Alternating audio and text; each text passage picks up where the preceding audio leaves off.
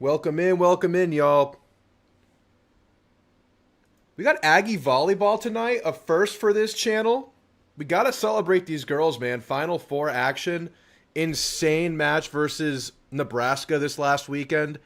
I'll be honest with you guys, I don't watch a lot of Aggie Volleyball, but Mike Elko and these girls, quite frankly, have convinced me to watch. They have forced my hand. We're here. We're locked in. Let's hang out, guys. Let's hang out. People be filing in slowly. People are getting off of work, getting home. Weird start time at 5:30. But hey, we're here. We made it home. Y'all are here in the chat. I see a couple of y'all here already. We're just going to hang out for a while. So we'll watch this game. And if any of y'all want to drop any college football playoff related questions in the chat, feel free. We could talk about whatever. I don't know a lot about this volleyball team. Maybe y'all can fill me in. I'm just here as a full spectator. Jamie Morrison and... Well, Elko. No, BTTS. I meant Elko. Because Elko's done so much marketing for the volleyball team, and I'm such a football head that this... it got me more interested. And Jamie Morrison's awesome, man. I mean, has this thing going, like, so the right direction. It's awesome. But the match begins. I'm not going to play-by-play this. I'm just going to watch it and enjoy because I don't know what the hell's going on. But it's fun to watch. I mean, my heart was legitimately racing in the Nebraska game. In that fifth set, I mean, first of all, that fourth set was insane. They went to, like, what, 35 points? It was crazy. And it was like, for the first few points, like, A&M couldn't get the advantage. Nebraska kept having the advantage. And then A&M finally gets the advantage but can't finish at the end. They go to the fifth set, and then A&M ends up winning it. And incredible moment. That was a historically good Nebraska team from what I hear. Already a block from one.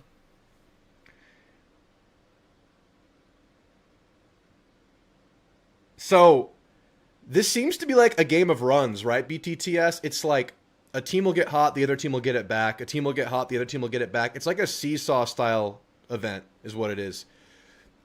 Noah 2AV beat the hell out of Pitt in Miami. I'll be at the game Saturday. Me too, Noah. Thanks for being here, man. All right, I'm going to put the audio on a little, very lowly here. All right, that's a point for Pitt.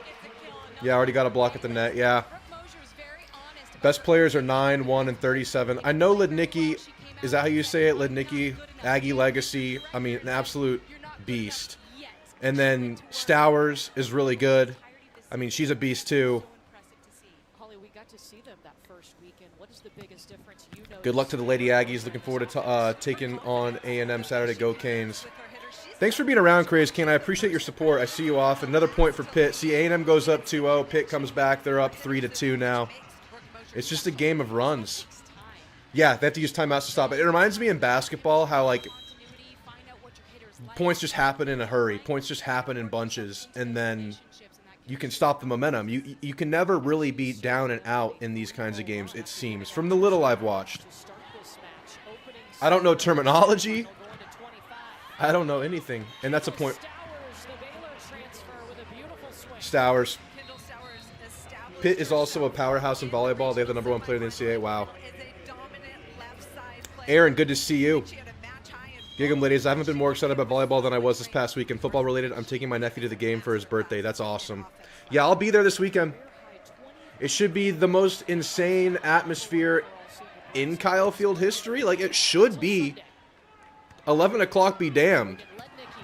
This really should be the best environment ever. I mean, when have the stakes ever been higher? They've never been more real, more tangible. There we go, A&M. There we go. Babcock. Yeah. I've heard the name a couple times.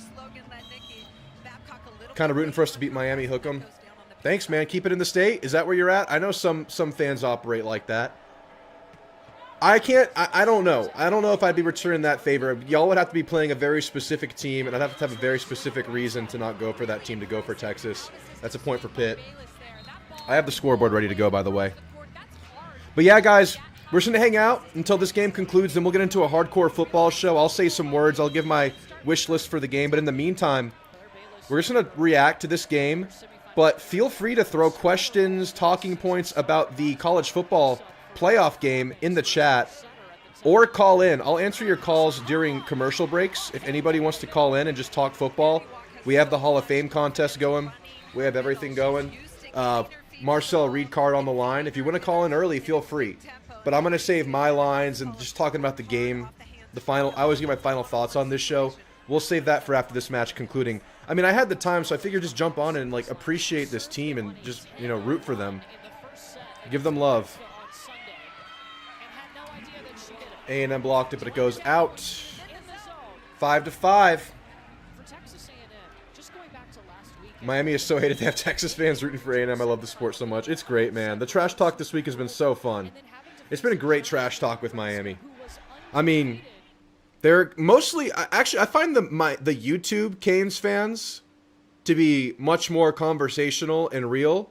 And then on Twitter, things get derailed real quickly. I mean, I'd be honest. I'm poking the bear a little bit on Twitter, but obviously on my YouTube stuff, I'm always I try to be very neutral as much as I can in my analysis. And then come the live shows, this show on Thursday is when I'm going to be more of a fan, is when I'm going to talk more about A&M, be more of a homer, talk more about the moment for the Aggies. It's kind of how I operate. I like when I'm trying to give y'all information on these games, I try to be real about my opinion and what I see from the other teams. I try to watch as much tape as possible and just give you how it is. But in this show and on X, I'm more of a fan.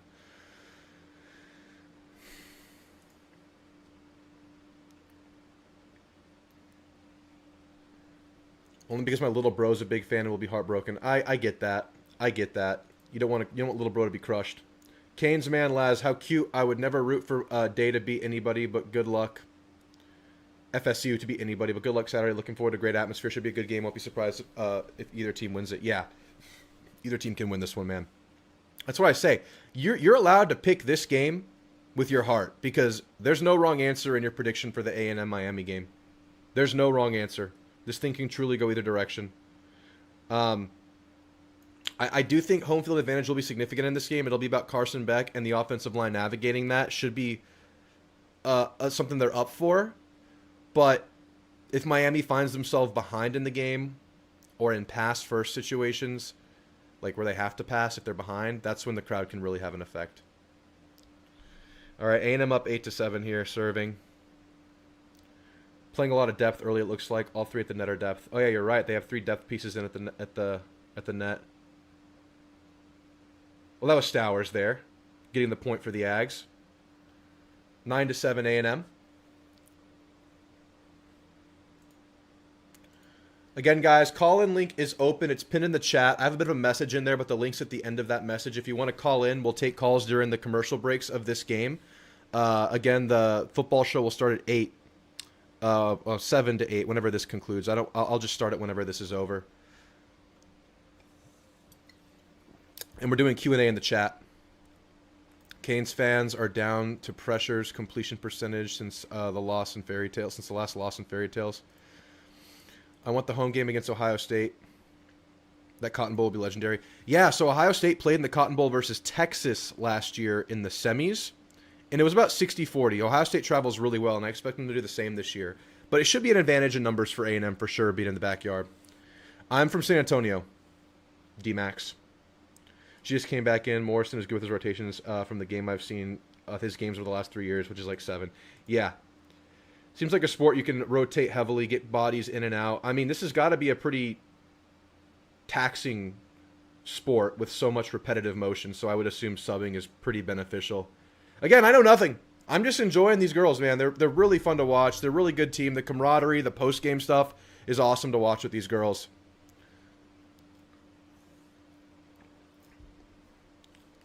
Yeah, again, I've had a really good time with Canes fans on this channel and jumping on with Coop. Coop's going to drop his side of our collab, I think, tonight. In the one that I dropped on my channel, y'all might have watched this morning.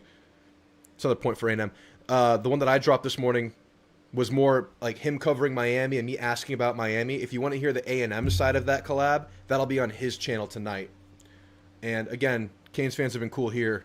Twitter's been a mess. Twitter's been a mess, but I've asked for it. Just remember you... Oh, okay, it's a Lubbock guy talking. I'm pretty sure you get that sensation because that's the smell of your own mouth. You nasty Red Raider. You nasty. And I'm glad you're wearing a mask so we don't have to smell it too. Good save by A&M. Nice. Was that Kendall Stowers again? Another point for A&M. A&M up 3. Very nice. You can't take Coop seriously. That's kind of the brand, man. And if you're not about it, that's cool. I mean, I'm sure there are people that aren't about me. Coop's funny, man. He's fun to watch. You never know what he's going to do.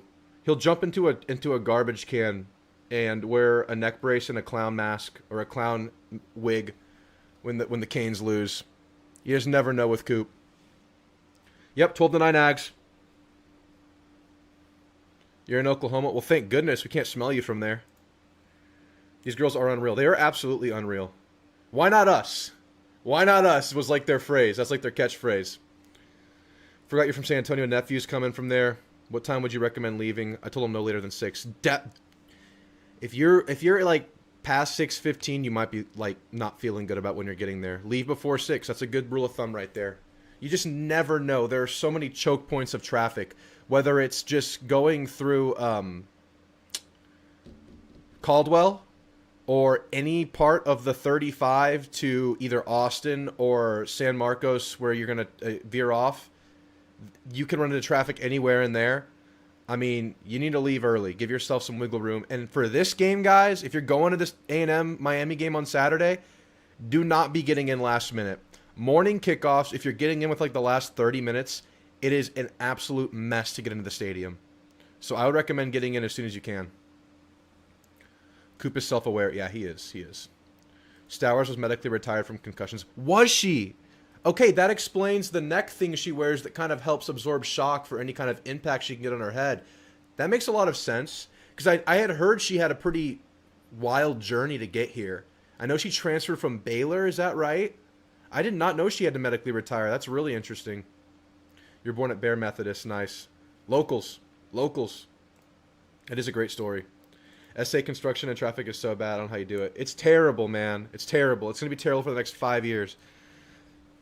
I live by UTSA, as y'all may know, because I talked about it a lot when we played UTSA. But they're redoing the highway interchange right by me, and it is brutal for brain slosh and blood flow. Why don't football players wear those things? You know, CTE stuff? Yeah, I know it's Eli. We push, but we are here. Show it to them. Show who we are. Go break them. That's my word. Show who we are and go break them. Wow. Wow, I love that. All right, A&M with a 3-point advantage after the first time out. A&M with a block. Oh, that's out. Oh, tipped by A&M, point to Pitt. It's really hard to see those tips and those brushes with the naked eye.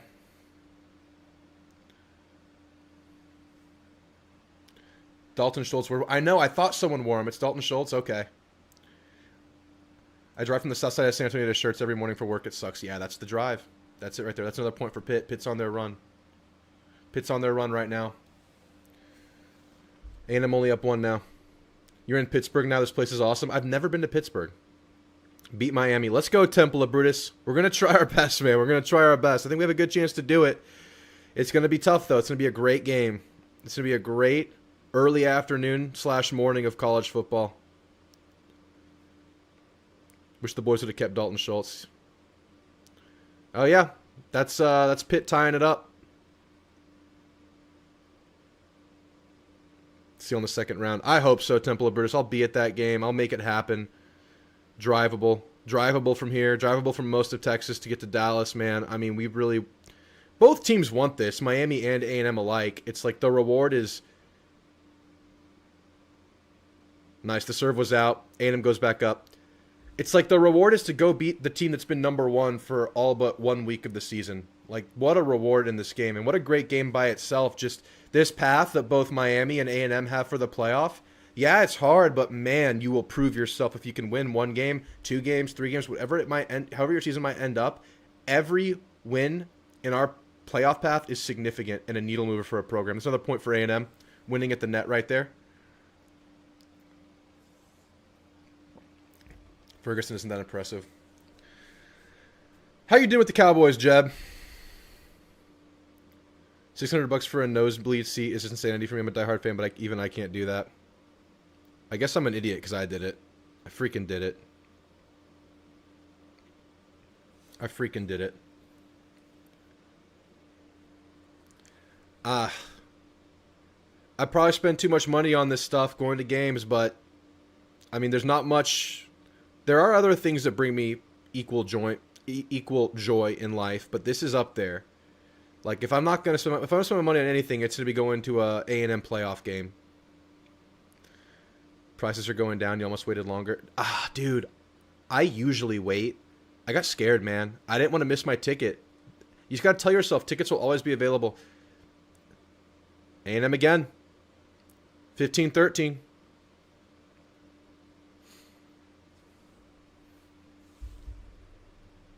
Let's get this first set. Come on.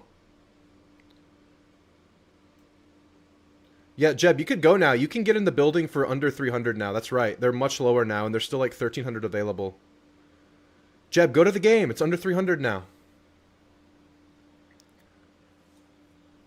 If we win, I'll buy you a shot. My wife is a grad student. We logged on right at 8 a.m., and I managed to get a guest ticket on the second deck. Oh, that's awesome. Congrats, man. What were those, like $25 or something? If you get them the student way, that's a point for Pitt. Pitt equalizes 15-15. I got mine today. It was about 220. That's so good. That's so good. The Dallas game right now, I've been peeking at it. I don't want to get overzealous. I'm not buying it or anything. I think it's just bad juju. Like, I can't do it. Y'all can do it. I can't do it. I know I'm bad luck if I do it. But I've been peeking. There's a lot of availability. Another point for A&M. Was that Stowers? No, it wasn't. It was another girl.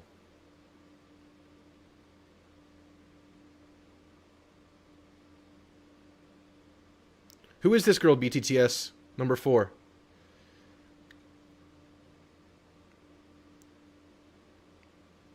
Oh, they're going to call that in. 16-16. Staying tight. Tight. Well, Sports Pass is prepaid. Guest ticket was an extra 100. Okay, I gotcha. See, I thought I don't really remember how... I don't know how it works. How the Sports Pass works right now. I don't know how it works with the playoff. I thought you still had to pay to get in if you're a student with the Sports Pass. I thought it was like a $25 deal for the game. And for season ticket holders, it was like ranging from like $200 to $400 to get into the game, depending on where your seats were. That was touched by A&M. Pitt takes the lead. First to 25 in this first set. 21-4, good backups. Yeah, I remember seeing 4 in the last one. Dallas Cowboys, we don't talk about them right now. We don't talk about the Cowboys. We talk about the Aggies because they're in the playoffs.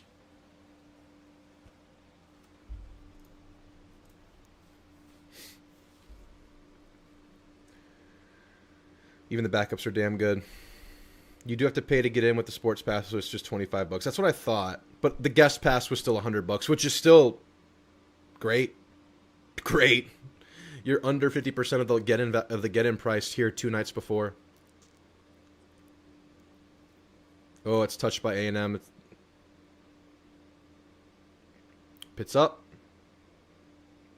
9 seniors on the team, but could be off by 1 or 2. Yeah, I know it's a senior-heavy team. Anthony Navarro. Hey, Drew, what do you think happens in the first quarter? Is it a slow draw, or do you believe A&M comes out swinging and Miami throws the kitchen sink at them? I think it's going to be a slow first quarter, but we'll talk about this when we get to the football portion of the show tonight after this volleyball game concludes. I think the beginning of this game is so critical for both teams, especially with the crowd factor. Like, you want Miami to have to play from behind in the game. That would make our chances so good. Get them into pass scenarios, make them feel like they need to lean on the pass, make it more clear that they need to pass, use what A&M's good at, and that's pass rush. And then obviously on those kinds of plays, that's when Kyle Field can really have an effect.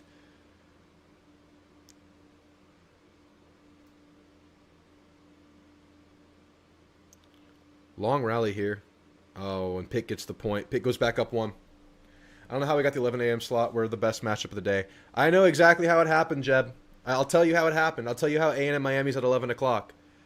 It's because ESPN ABC got first pick of the day. They picked the time slot. They picked the team. and they picked us. And they picked 11 a.m. because there is very serious NFL competition afternoon and night. I think it's Bears, Cowboys, and then another big-time game. So that's why they put us in the morning, just to have no NFL competition. TX427, what's up, man? Howdy, Drew. Listening as I head to the Robert L. King concert. Going to be at the game on Saturday. Can't wait to lose my voice. Same. I'll be losing my voice with you guys. I don't expect to have any kind of voice after the game. Y'all will hear me. I'll do my post-game reaction, win or loss. My voice will be different, as it usually is during those videos. I love doing those videos, man. Those post-game videos I make in my truck, usually outside of like a margarita bar, those are special. Like, my brain is not fully functioning during those videos, and it makes for, you know, just some fun. They're fun to record. It's fun just to, like, let the emotions run. I don't have to worry about being super accurate, because when you're at the game watching, it's hard to really gather all the minute details, so you just kind of talk about it, how you feel, how things went. Those are fun videos to make, and my voice will be different, Texas 427, as I'm sure yours will be. They don't want the college football games to have more concurrent viewership than the NFL game. I thought it was the other way around. I feel like ESPN has the significant deal with college football, and they want their views to be high. I think it's college football making this decision, because that's what ABC ESPN controls. Philly, Washington at 4. Then Bears, Packers at night. Yeah. Yeah, say what's up if you see me, guys. Say what's up if you see me.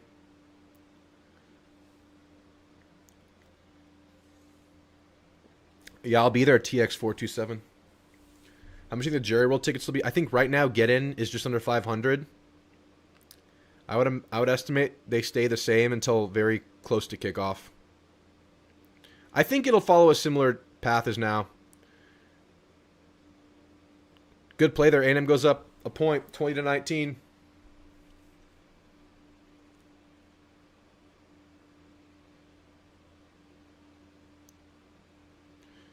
Number 1 BTTS, talk to me.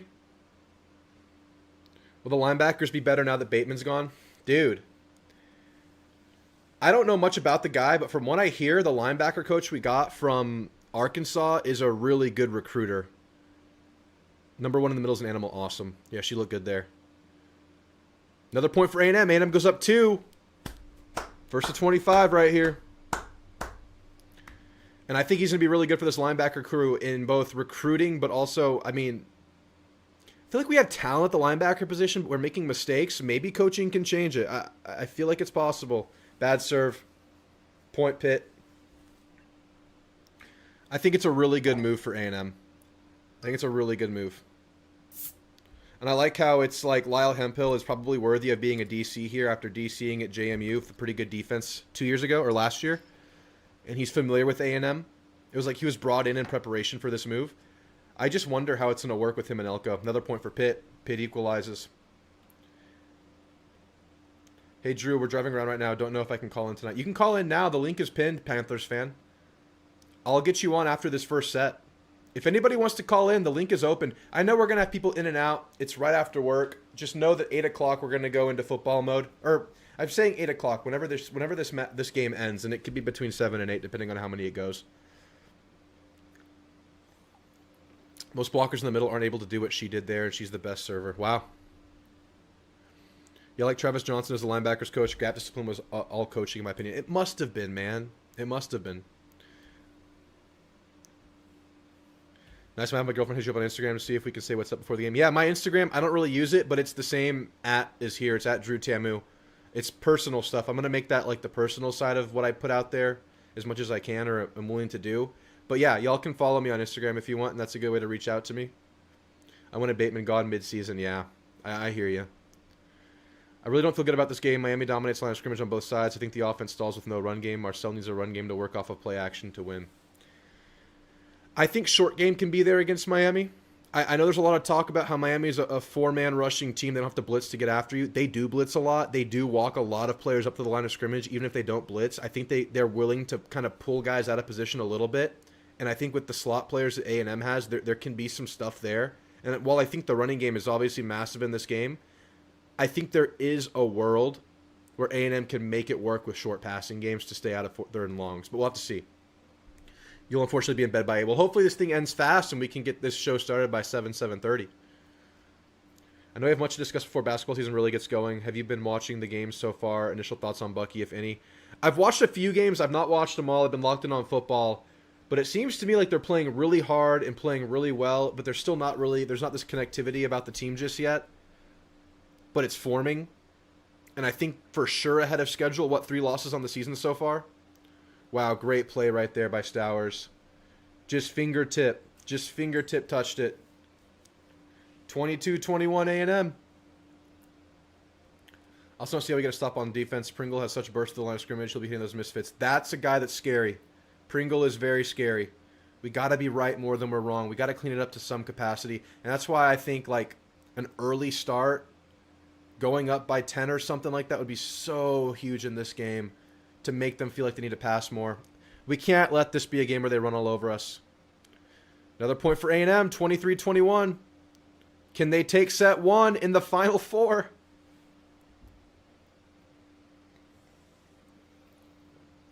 It's Lednicki.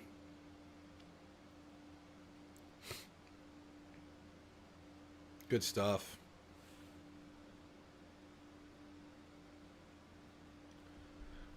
I want Xavier Atkins from Auburn to hit the portal. Would be huge to add him to the linebacker core. And he's the coach. I forget his name. The one from Arkansas, Travis Johnson. He is a Auburn legacy. Worried about Crownover? That's a matchup to watch for sure.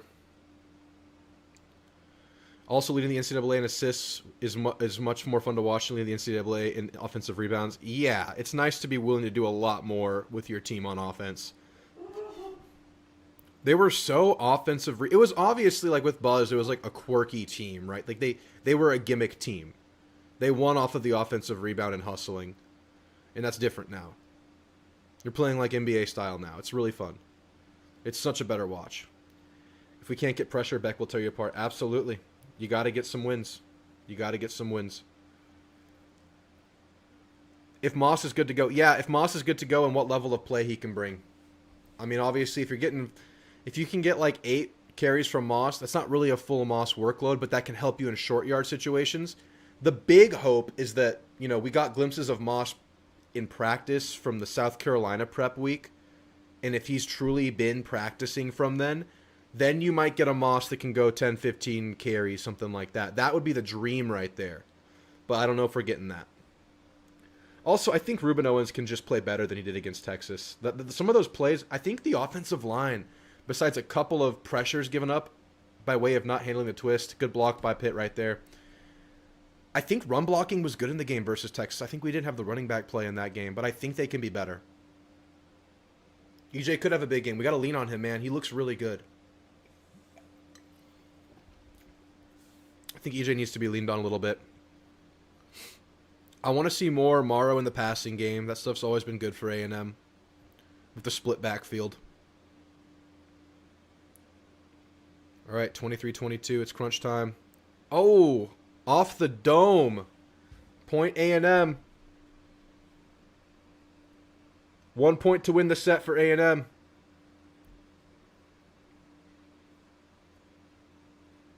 Time to get it. A&M serve. Up 2. Set point. And look who's serving.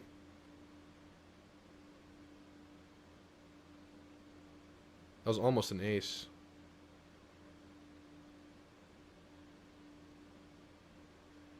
They're rallying.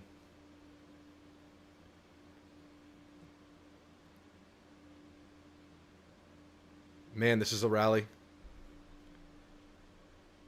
Oh, and Pitt survives. Pitt gets the point. Wow. Wow. Panthers fan, if you want to meet me before the game, I'm going straight into Kyle Field, but I'll be in Kyle Field right when Kyle Field opens. If you want to meet me somewhere in, like, the second deck somewhere.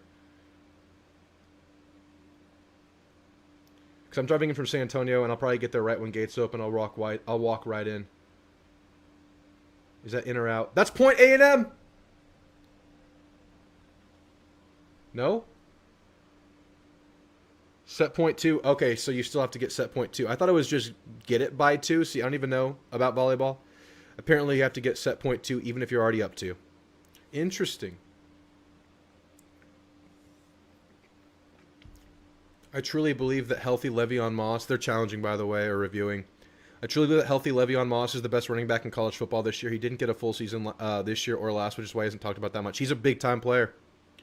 Think he's better than Love? I don't know, man. I don't know. Maybe. We haven't seen Moss healthy lately, so it's hard to say. That was a great serve. It was close to an ace. It was like a pancake save. Is that what they call it?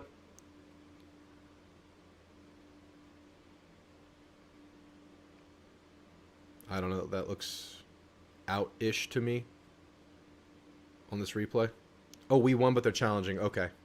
That looks out? I don't know, man. That looks out.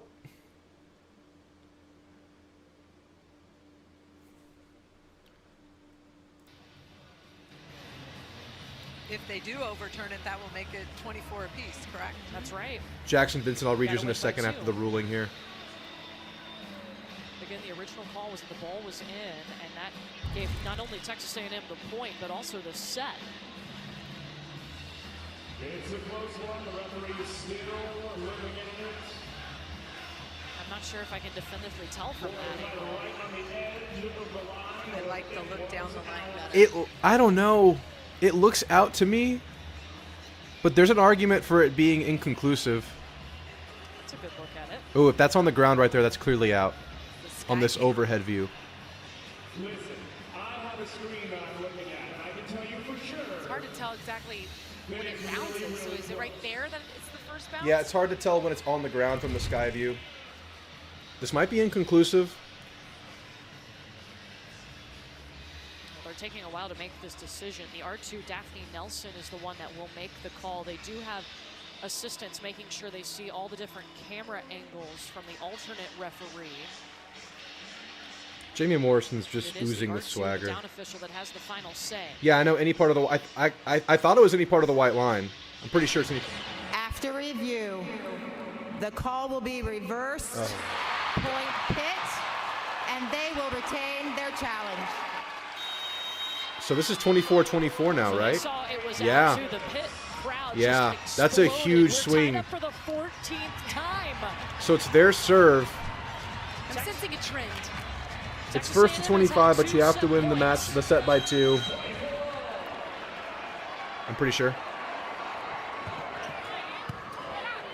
A&M controls the serve. A&M gets the point. Through the block, set point number 3, Aggies. All right, She can A&M absolutely advantage here. break the ball. 1 point to win the So set. steady there. It's not a flashy kill. You just get the job done. You just muscle the ball through. Really great job by Emily Hellman. All right, here we go. Megan Fitch, the freshman out of San Antonio, to serve. Oh. Uh-oh. Stowers has got to hustle. She does. Underwood sends it back over. Good save by A&M. Back up. Great slow touch. Again by Slowed down A&M. by that block. Wow. Hellman's trying to power. Oh, serve. and Pitt equalizes 25-25. Couple of Hitter valiant coverage, efforts from A&M crucial. on that This one, is but a power tip and more of a swat off the left hand up inch. they get the block. Pitt serve. Lednicki. There's a point for A&M. Set point number 4, Aggies. It's so much better when you're playing with the constant advantage here. It's like a heart attack when they're just keeping the advantage like Nebraska did in the 4th set last game. Still stressful regardless. Serve is out, and it's out. Service error. Helmuth goes long. Seems to be that most of the service errors from when I've been watching Tied for the happen 16th time. in crunch time when the juices are flowing. And then he's got one there. Pitt serve. Underwood takes it. Walker Lednicki sets it over. Couldn't get there quick enough for a full approach. It's going back to the Pitt side. Pizzell to Babcock off hands. Oh, Pitt has the advantage. And Pitt has its first set point here in the opening Damn. set. If you're Texas Texas A&M, you need a better possession. You need a better attack out of that. Unfortunately, Lednicki had to send it over with a set. That's not going to be good enough going against a great offensive team like Pitt.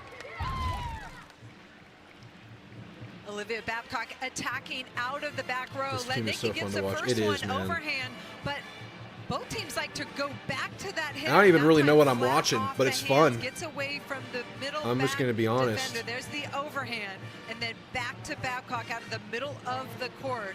I know it's happening, Off Perkins' BTTS. hands, We're seeing it right catches the now. defender high. And how about Marina Pazell I with the know. set? I just noticed that on the replay that she was the one who ran her out of the back row. Impressive. Jackson says, Pitt one thing that doesn't get emphasizes discussed as much is special non-setters teams. If setting we can the have ball Bussy or on Concepcion all break a big sorts of return or plays. two, that That's could what really they get the do momentum going. every day Yeah, in and that works practice. both ways, man. Little details Because obviously so we have that critical really big special in teams the advantage in the mid-pro return game. Right now, Bayless and Babcock But carrying this team. our Not kicking really a field goal surprise game is over not two good. big So arms for you want Pitt to make the most of Panthers. that They're and come up on the right side of your 85. double-edged sword. And they've got their first set point. Texas A&M has had 4 set points, but haven't been able Wish to Pitt would close serve it out as much as we are this set.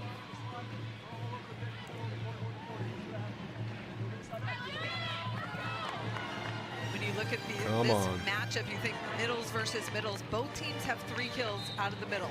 So That Avatar movie I comes out think we're tonight. gonna see I have more no attacking excitement up for it. middle. Those movies are the definition Once of mid we to get me. further It's down the that line, advertisement at the setting bottom up of the screen pins is why I'm first. talking about it. All right. Listening to Pitt Texas serve. A&M's huddle, it was quiet and zonal focused until Coach Morrison Set got point there for and Pitt. said, watch Olivia on the D-ball, load up on her, quick hands over the net. Let's defend her and put a stop to this. That's Olivia Babcock attacking out of right back.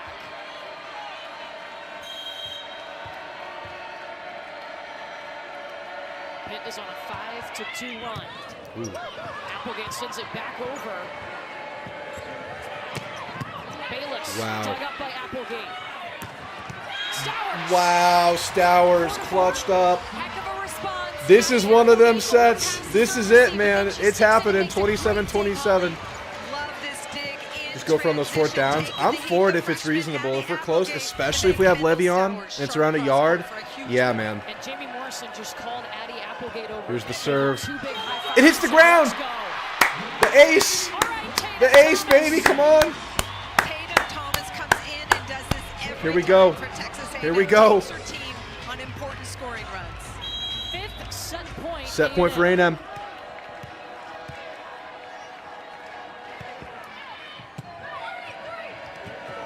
Closure to Bayless. Dug up by Thomas. Stowers on the swing. A&M wins set 1. Let's go. Set 1 to the Aggies. Come on, I Ags. love it. You're out of system, and she takes a massive swing. She doesn't try to tip her way out of it, and it results in a kill. No errors. Beautiful. For Kendall Stowers in that first Little, set. She had 9 a little bit of nerves coming out the gates here. That was close. That was back and forth the whole way in set 1, man. But with the set on the line, But why A&M not take a clutches big up. risk? That was so good. All right, I'll read off some chat now while we're in commercial. Again, phone lines are open if anybody wants to get in early. We'll have a full football show after this game concludes. But for now, let's read off some chat. We're doing Q&A in the chat or whatever y'all want to talk about. Do we have any idea what happened to Bond? Last year, it felt like he couldn't miss, even from like 50 yards out. Well, they say kickers are head cases, and I guess he's just on the wrong side of that right now. And last time we heard from Elko, he said, you know, obviously Bond was okay, kind of the mid portion of the year, mid to late portion of the year, but then things went bad versus South Carolina. And Elko talked about how he was fine in practice. He looked like he was trending the right direction in practice. And then all of a sudden, the misses reared their heads around in that South Carolina game, missing a chip shot and a longer one, I believe, in that game. And I guess he's just lost that confidence right now, and hopefully you just find some for this playoff run. You got to find some makes because they're going to be huge, man. 5 set points after they get the dub. Amazing start. Let's go. Go check Bond's career stats with extra points. I can't type it out.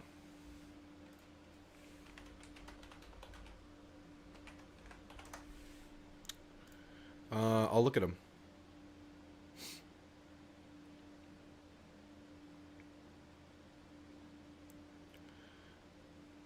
He's 36 for 36 this year. He's 46 for 46 last year. He's 48 for 48 in 23. He's 25 for 25 in 22. So knock on wood, those are the numbers. I'm not going to say any more than that because those have been his numbers. That's insane. This year, Bond is 0 for 3, 50 plus. He's 5 for 8, 40 to 49. These don't look that bad when you're looking at them, but in the games they feel terrible. He's had 3 misses from 40 to 49. The one that really sucked was the short chip shot miss versus South Carolina. Extra points are expected. You're right. You're right. You shouldn't have any misses, right? It's like a big deal if you miss one. But even the field goals, they don't look terrible, but it's 61% at the end of the day, and that is bad. It's a coin flip. It's like just over a coin flip. In the second half of the year, it's felt like an actual coin flip. Death601 says, Drew, I remember someone in the offseason before Elko's first season gave you the hypothetical that would you rather beat Texas but never win a championship or win many championships but you can't beat TU? Any new input on that right now? Well, I will say the week after the Texas game, I would have said I never want to lose to those guys. I don't care what happens. But now, once clearer minds prevail, and you're like, take yourself back to preseason. It's like, would you like to go 11-1 and your only loss to Texas? It's like, or the field. It's like, yeah, I'll take that. I'll take that. I'll take the playoff run. You know, with 11-1, you maybe think you have a chance for the SEC. They did. They tied, but didn't win the tiebreaker. So yeah, I mean, I'm still there. I'm still with the same answer. I would still lose to Texas and make the playoff and have a good season. That's still who I am. That's still what I'm about. Just losing in that moment feels awful, awful, awful, awful. But here we are. And yeah, that's crazy you brought that up. Those are the old school days. That was my previous house. I wasn't even in this backdrop. That's awesome. I hope that Louisiana kicker we signed this year is a sign we're focused on refining special teams. Yeah. Why did TU fire their DC? I don't know. Maybe Sark means bitness. I really don't know, man. I don't know. I think Muscamp could work out. I think he's a pretty good DC, not a good head coach. It's just crazy. Didn't feel like they had to do it, but I think Sark maybe just feels like they can be better.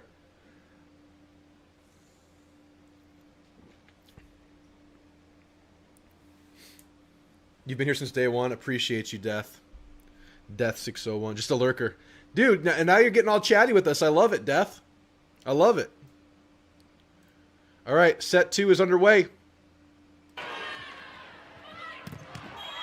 Big block by Pitt to start. Is the sound of the game on in the background bothering y'all or disturbing the talking at all? Because I'm leaving it on so I can hear because I don't know too much about volleyball. It's helping me.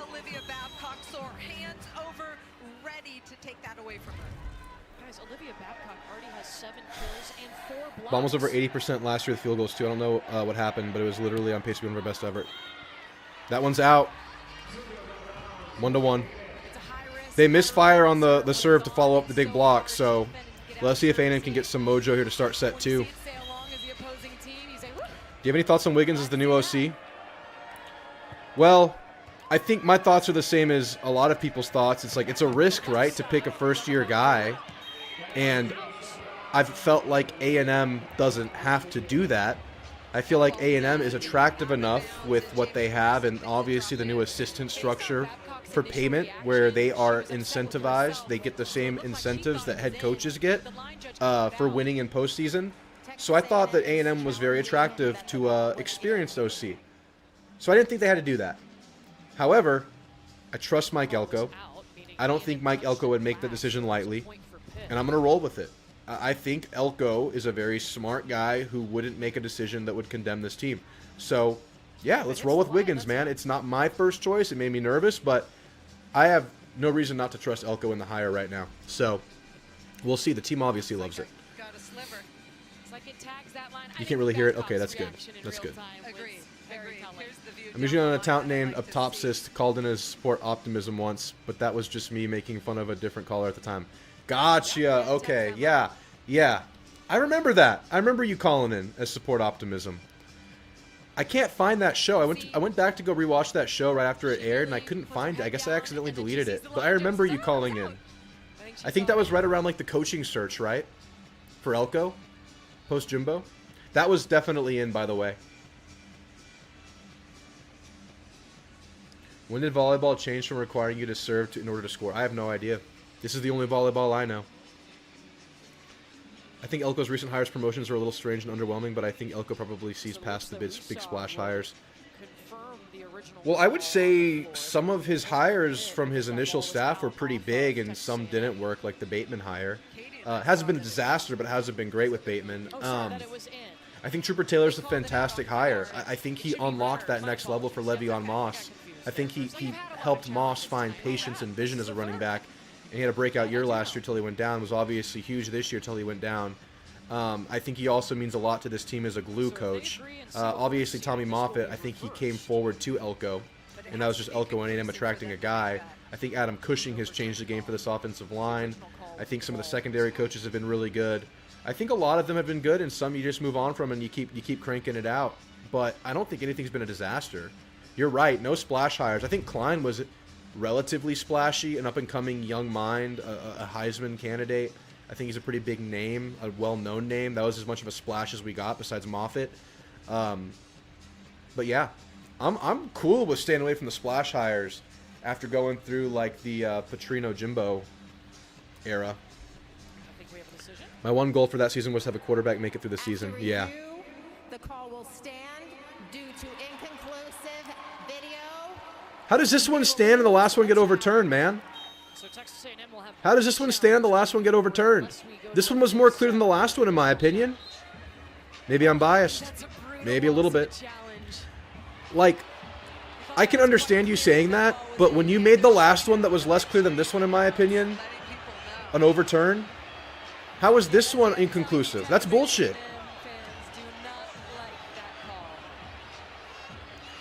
What the hell? Challenge the challenge. Why?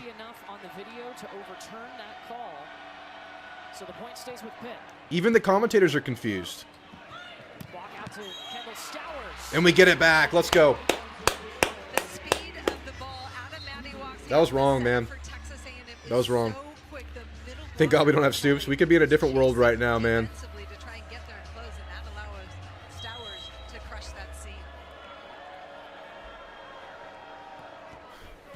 How about hiring PK as a defensive analyst? It's a point. For Pitt. I love what Jamie Morrison told us yesterday. He said, we want to run fast enough to make the opposing middle blocker's life hell, but not fast enough that it's reckless. If you go too fast, you can take away. Kind of a choppy, weird start to this second set. We'll see who gets the early advantage here. There's Lednicki right there. A&M equalizes.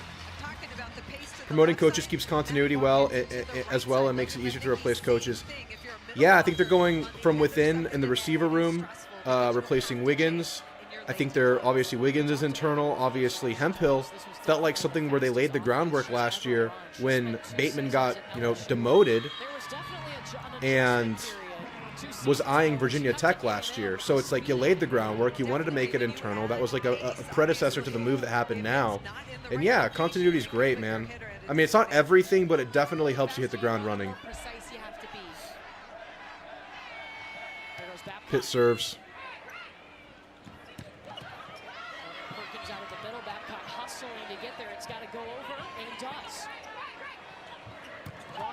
There's A&M. We're in for Klein at K-State. Yeah, of course. And that's how you want to lose your coordinators, right? They're good. They get the look. They go to the alma mater. That's just great. And maybe we can even level up on offense. I think Klein was good. We could probably still be better. There's probably still meat on the bone here.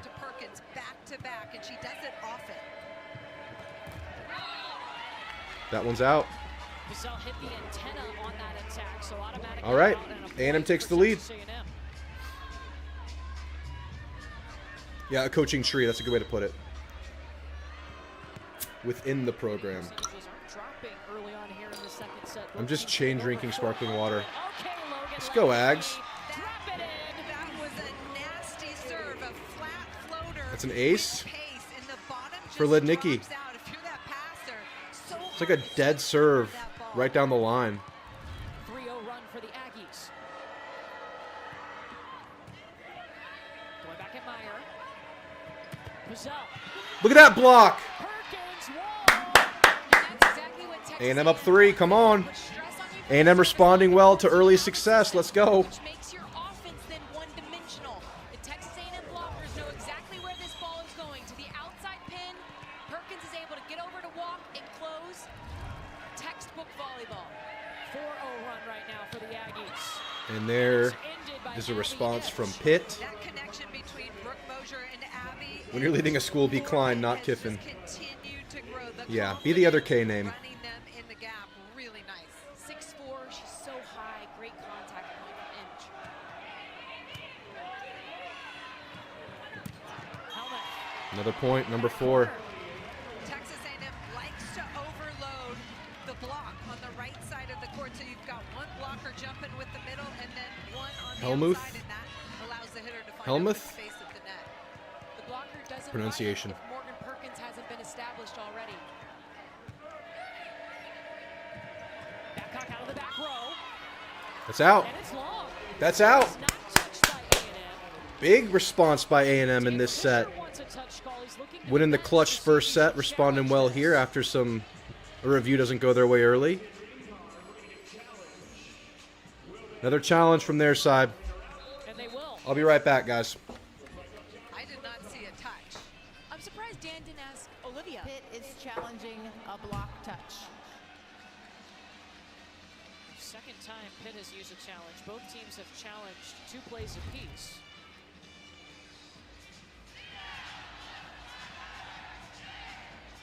Do you see any fingers moving? No. I don't see Stowers' left pinky flip back. There the antenna kind of blocks our view.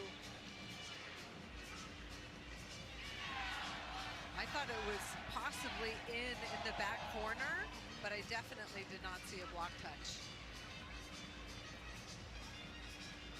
Oh, that ball is very in, Holly. Good call. Wow. So not touched at the net, but in the court of play. Well in the court of play. So when they challenge, the original call was that that ball was out. In the bundle, they can go and look to see if it was in along with touch. After review, the call or the original outcome will be reversed. The ball was in. And Pitt will get the point and retain their challenge. So the ruling, it was touched. So again, Yep. that bundle challenge, when you Challenge is successful again. I didn't see the replay, but in, out, and that's what they that was were probably doing cut and there, dry, even right? though Dan Fisher asked them Yeah, to you're for a saying it touch was on that obvious. bundle. Okay. So Pitt has 2 challenges remaining. Still a good start here. Unless we go to a 5th set.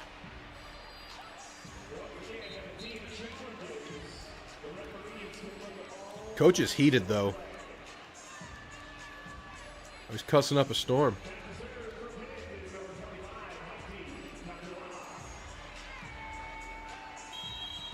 IT Tautua'a on the floor as a server and a setter for Pitt.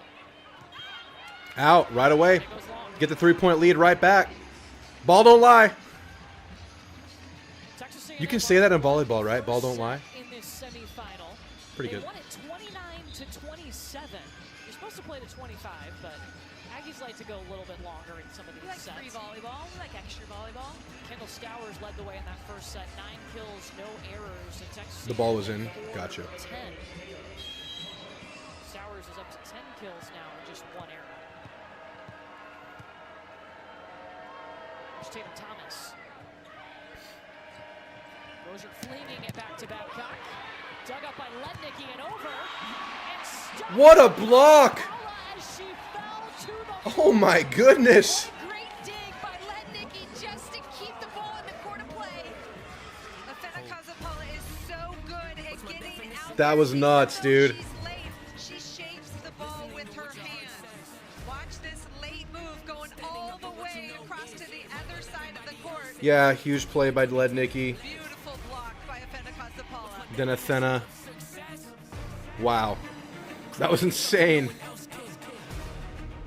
Legendary block. Fans going wild. 100%. Ball don't lie. That's right. Going a 2-point run right there after the overturn. And the bullshit overturn before that. The second overturn sounds like it was all right. The first one was crap. Are you using all the old Death says, I really like how Elko gives other sports their kudos. It feels very genuine. Absolutely helps me get more into other sports. Yeah, that's partially why I'm here now. Also, just the team is awesome, but Elko definitely helps raise awareness. I mean, he kept with volleyball the whole year because the seasons kind of coincide. It is really cool to see. He didn't challenge whether the ball was in or not. He challenged a touch. That's kind of BS. They can review something that wasn't challenged. Yeah. That's kind of annoying. They do the same thing in the NBA. You can even, like, have it work against you in a challenge. Like, you can challenge a defensive foul that was a no call, and they can overturn it into an offensive foul if it's there. Like, that can happen. So that does feel terrible. That was nuts. That was a nuts sequence right there. Tell your doctor if any of these occur and if you have a history of depression or suicidal thoughts. With Otezla, clear skin could be your jam. Live in the moment. Struggling on topicals? Ask your doctor about Otezla. Well, Texas A&M leads here in set Nice two. short We've seen commercial from Aggie breaks. Polly. The fast offense to the pins, creating big seams in the pit block. We're going to show you here. Maddie Walk, the setter for Texas A&M, far side, creates this hole right here. Look at that block. Lots of room for Texas A&M to score. The play before that. All right, A&M's at 4 now, right? Morgan Perkins on a gap. Perkins gets a kill. So now as a middle blocker trying to block that, all you're thinking about is I got to jump with Perkins, and then you're late to close the block on the outside pin. It's a great job by Walk, spreading the wealth, mixing in middle attacks. Texas A&M hitting 500 in this set. Bree Kelly with a little dink, and Pitt gets the point. Listening into that pit huddle, it was less strategy and more motivation. Fisher said, when a good thing happens, let's show some energy. And then Babcock says, Response from Pitt, 10-7 A&M. Rockinson Spurs on a crash course for the Western semis. Spurs are playing out of their mind. Hope it keeps going well. They look really freaking good. Obviously OKC's in there too. I'm really glad you mentioned volleyball in your stream. That made me remember to put it on. Yeah. I know, weird start time, right? Oof. Got net on that serve. Let's see how A&M handles this lead here. They've been up 3-4.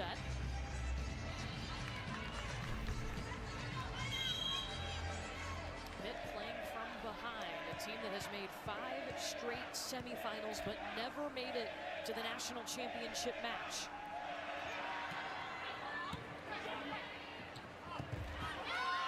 Oof. Really nice try. Bounces off the net and out of bounds. That'll be a Pitt point. A&M up 2. Yeah, this is just like basketball where the leads just aren't safe. Like a 4-point lead is so... You can overcome it. Yeah, that's going to be a... And Maddie Walk is in the back row, and they say that ball was over the plane of the net. Because she's in the back row, she can't go up. It looked funky. Take it. Two really nice serves from Izzy Maston, forcing these balls tight. It's a 3-0 run Damn. for Pitt. Texas A&M trying to shore up its passing. There's the Pitt serve. Walk still had to go on the run, and Stafford just sets it over. Brooke Mosier jumps at it back. There's a point, Pitt. Pitt ties it up. There's Pitt's run. She's just so powerful on this opposite pin. Look how much There's their power superstar, jump she has. Babcock. She swings right inside of Casapala to go cross court. Nobody's stopping that.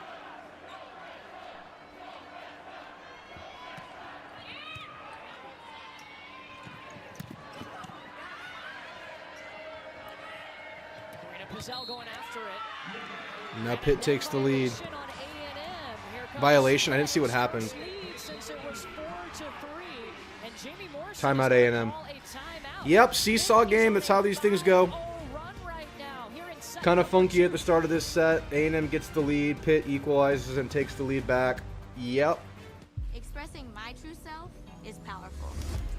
I'm going to make a statement. I'm going to show you every side of myself. At the end of the day, it's what you want to do. It's what you want to wear.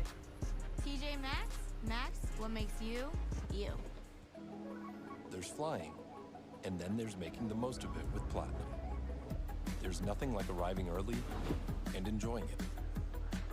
Nothing like having tea across the pond, a cocktail in Atlanta. Yeah, I needed timeout there. They were on their run. Need to stop the bleeding, reset. Nothing like best-in-class cuisine. Did y'all see Saban claiming that A&M cranks in crowd noise at Kyle Field? This place is one of the greatest fan places in the world, maybe, Coach Saban? Is that the way to describe that?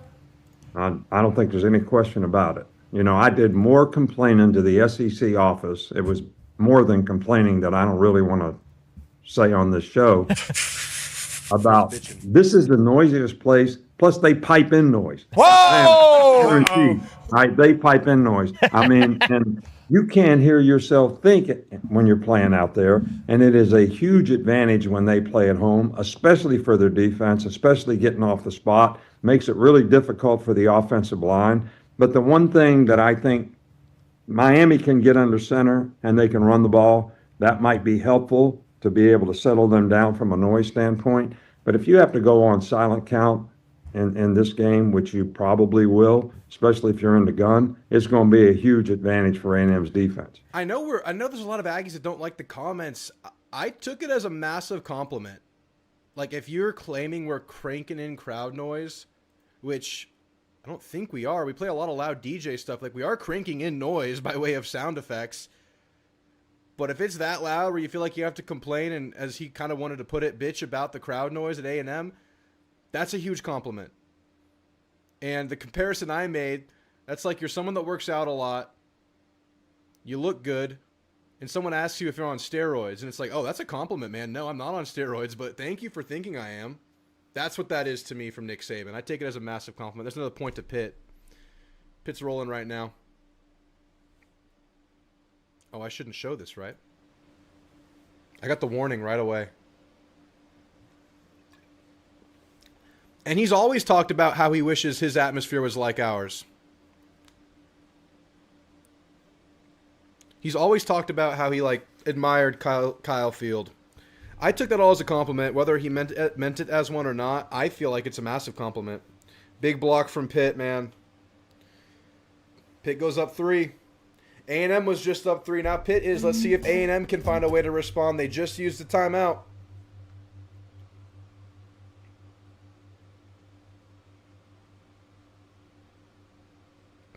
Calzado was the greatest quarterback of all time. Looked like he tore every ligament in his knee on one play and then came back and won the game. The Aniyah Smith touchdown, it looked like he just got shredded. That one's out.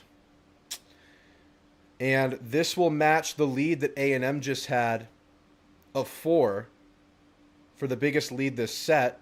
It has completely swung Pitt's direction. Pitt came back from this. Let's see if A&M could do it.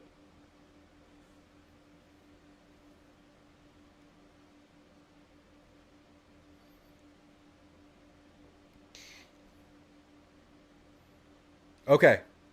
A&M responds there. There's a point. You got to get the first one, right? That's the first one. That's like the first down when you're, down 2 scores, even reeling. That's what you needed. You had to get the first one. And there it was. It's a game of runs, guys. It's a game of runs. But got to make it a run, not just a point. Stowers serves.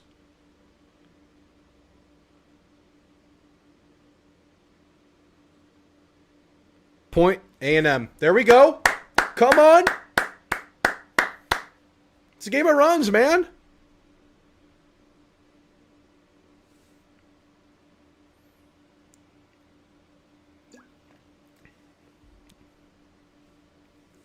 Led Nicky.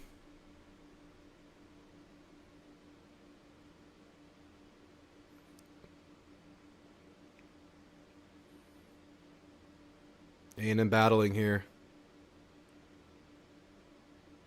Big save from Pitt.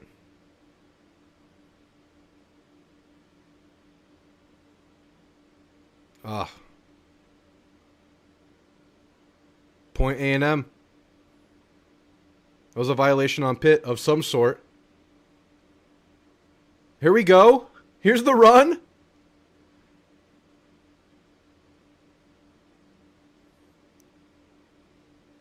I have no cable or streaming service, so I watch vicariously through Drew. Yeah. Some people have to do that. I'm glad I can provide that. I'm not any kind of commentator. But we'll follow along. You know what I mean? Stowers serving. Point A&M. A&M ties it up, baby. Come on.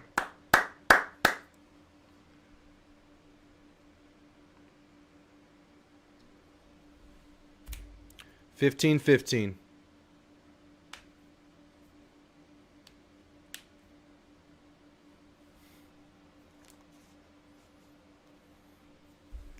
Another Stowers serve.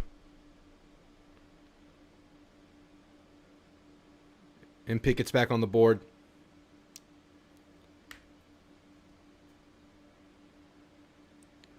I thought it was so when we tried out Blake both tried to complete the comeback.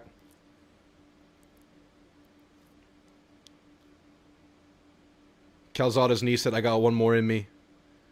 Another point, A&M. Athena.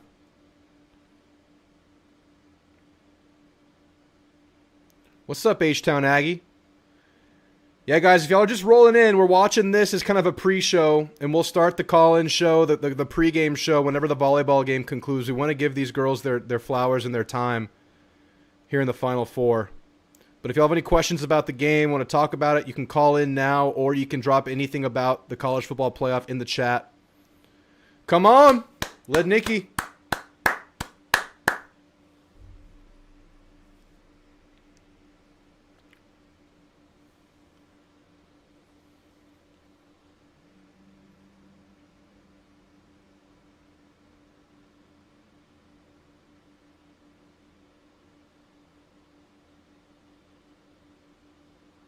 Another point, A&M. Wow. Wow. Is that timeout, Pitt? It is a timeout, Pitt. My goodness, man. Girls go up 4, down 4, and now up 2 at 18. First to get to 25 to win the second set. A&M up 1-0. Dunking it now.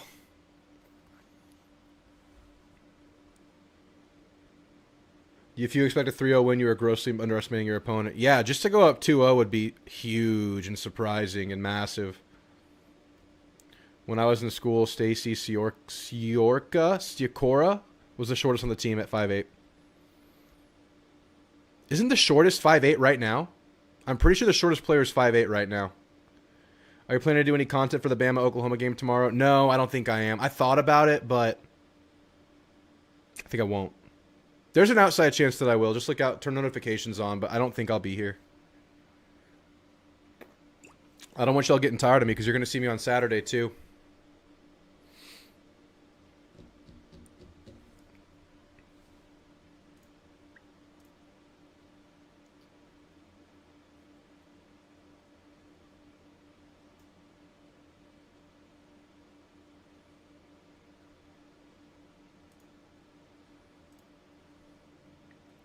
We'll call start 8:45 like usual. Well, maybe earlier. If the game ends early, I'll start the show a little bit earlier. I'll put the word out, and we'll go to like a pre-show, like a 10-minute pre-show.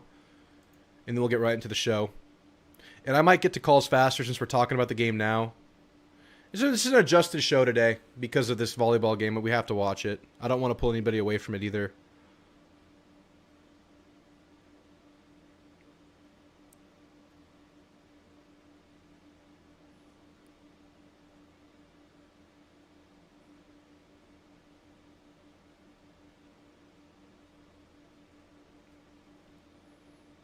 It was wild to see Mario Craver get a quote-unquote contract extension today.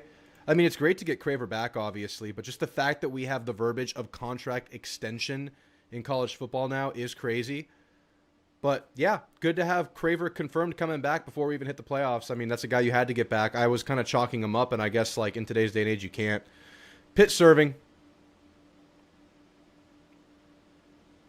Good block from Pitt, but a good save from A&M. And A&M gets the point. Wow, what a battle, man. What a battle. Just saw Muskamp back at TU. Thoughts? I think Muskamp's probably a good hire, but just the whole thing going down, I didn't think PK was in a position to be fired this year. I thought maybe it was a year that was a little bit disappointing based on expectations, but not like a bottom out or anything. Beat both rivals. Like, I didn't think it was like that dire, but you know, PK had been there for 5 years or so, and I guess they had seen what they wanted, and I guess they want to try to elevate, and I guess Muskamp's the guy. It was shocking. I just didn't have it on the radar, and I don't think a lot of Texas fans did either. But I think Muskamp could be good for them. A&M gets another point. Wow. Helmuth. Is that how you say it? Someone tell me how it's pronounced. She's good. Oh, serving the net. Okay.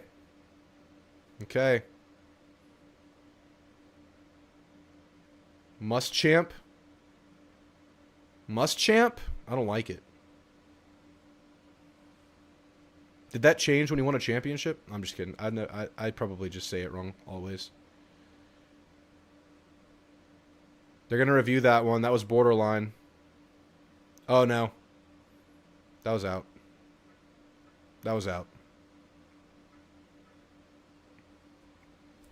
Yeah, just the whole thing going down is crazy. Like, Muschamp seems like a good move, but just like the whole idea of doing it. Sneaky! Looked like she was going to set up one of the tall girls, and then she just dips it right over the net. Sneaky point right there. No one's ready for it. Damn. LSU Hyper Ninja. As an LSU fan, congrats to your Aggies for making your first college football playoff appearance, but excited for next year's matchup with Lane Kiffin versus Elko. Yes, sir. Week 4, September. A&M versus LSU. Isn't that weird? But yeah, I expect an insane atmosphere there. LSU have revenge on the mind. The excitement of Lane Kiffin will be palpable in that building. I'm kind of glad we get y'all earlier before that thing really settles in by mid-season, but that should be a hell of a battle. That was so sneaky, BTTS.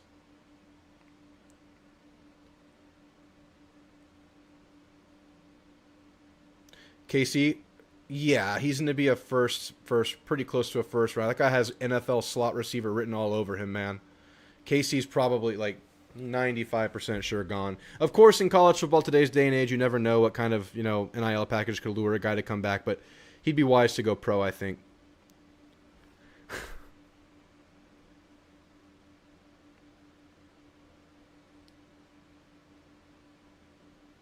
That was touched and out of bounds. A&M point.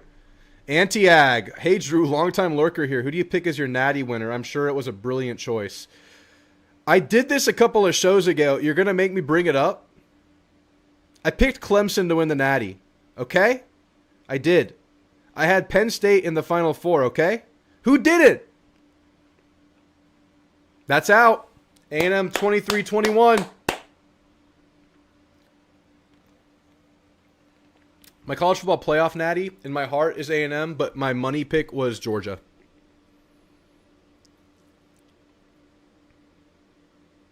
A&M serving, up 2, in set 2.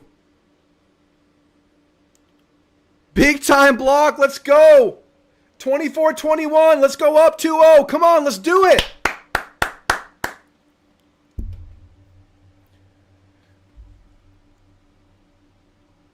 My goodness. Come on, girls.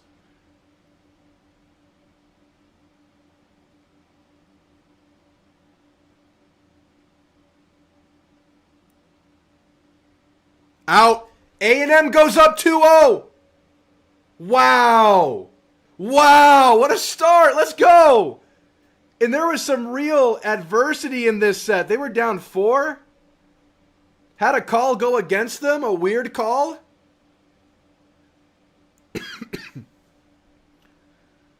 All right. They've been here before. This is where they were against Nebraska this weekend. It looked like the reverse sweep that David Franz is hinting at right now. But the Aggies put a stop to that mess in the final set. I'm going to run to the restroom real quick. Wow, guys. Huge start.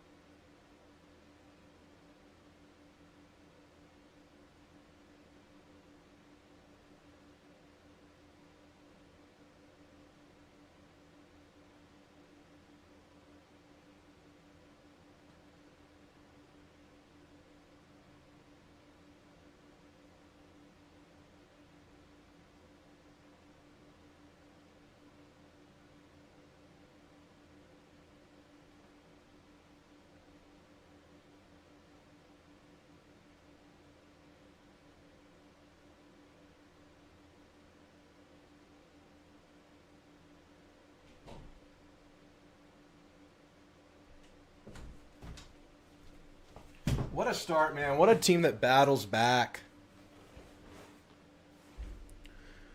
Oh, man. Jay Fuller says OMG 2-0.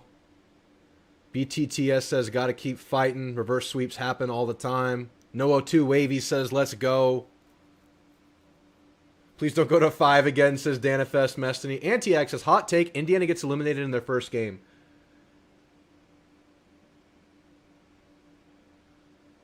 It's possible, man. That's a team that's new to postseason, new to the playoff, but they look well coached. They look well coached, man. I'll say in the playoffs, once you get to that second round, I think anything's possible. I don't hate the pick. Throw a money line on it. Throw a money line bet on it. That'd be fun. That'd be a fun one. Here's my playoff bracket. This is my pick.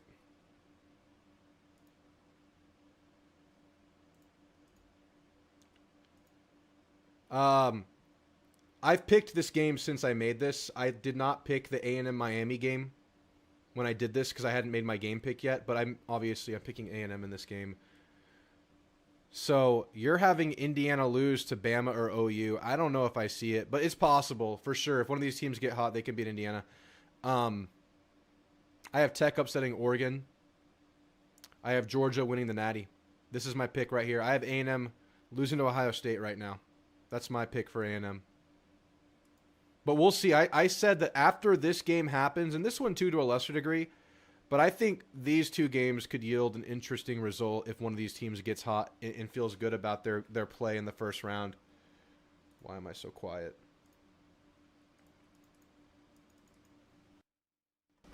There we go. That should be better voice.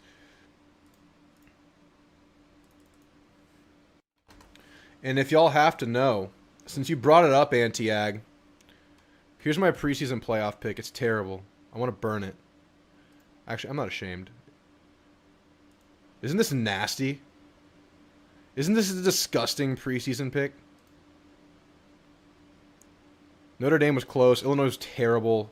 Clemson, what a joke. It's like such a funny bowl game, the Clemson versus Penn State bowl game. I had Florida in. What an idiot. Boise State was pretty close. Baylor, idiot. This Final Four is terrible. Yeah, that's pretty nasty, huh?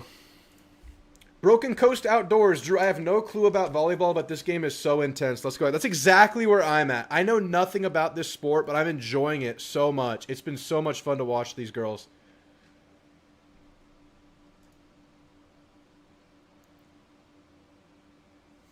Keep the momentum coming out of the half. Yeah, absolutely. Love the volleyball watch party you've been cooking recently, Drew. Thanks, man. I've been having fun with it. I mean, doing this channel this year with the season A&M's hat has been an absolute pleasure. It's been so fun. It's been so fun.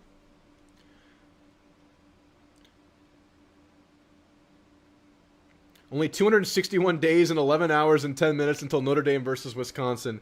You're making the joke yourself, Brent. You're making the dang Notre Dame jokes yourself.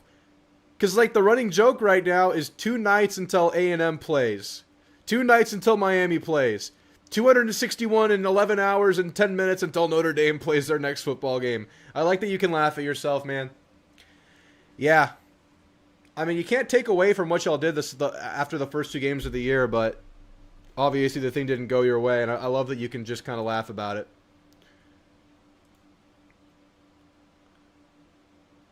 UGA versus Oregon in the Natty? Possibly. Very possible. Yeah, I know. Illinois is my pick. I liked their schedule.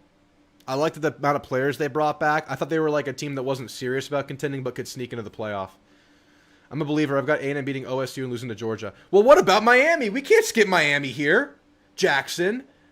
That's bad juju, man. That's bad juju. You got to type up your thoughts about the Miami game now. I know, Matt. It's bad. Your eyes are burning after looking at my original playoff pick. I know they are. Baylor? Yeah, it's so bad.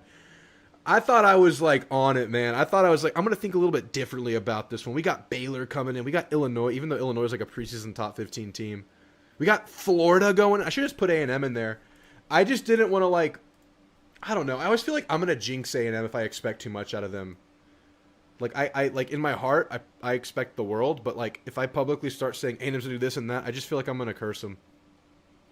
The only thing nasty is seeing the Florida Gators. Well, just seeing them in general, right? Feels like A&M and Florida's a rivalry now. Not really in, like, that it's a heated game, but just we play them every year. Honestly, I wonder how many Aggies are going to become volleyballs because of this tournament run. Yeah, for sure.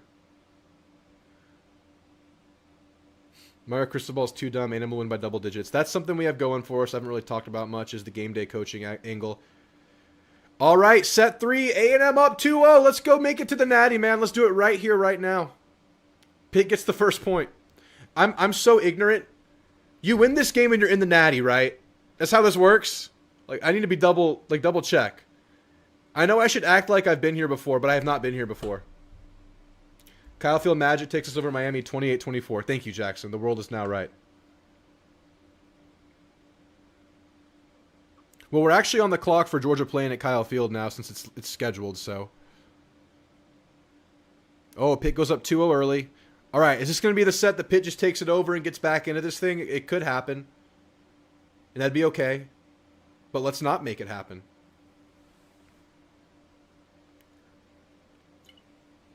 I just feel like A&M and Miami should be a new rivalry. Both teams have so much in common. I like playing them, man.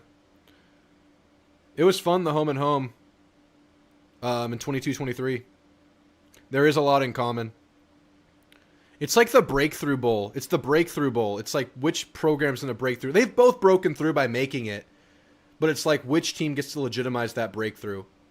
Because we're going to feel really bad if we lose that game after losing to Texas. And I think we'll probably look back, as long as the future of the Elko era goes well.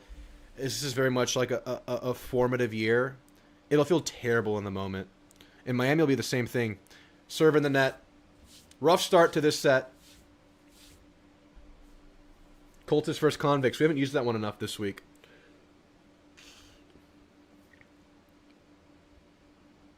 All right, let's lock in. Let's lock in.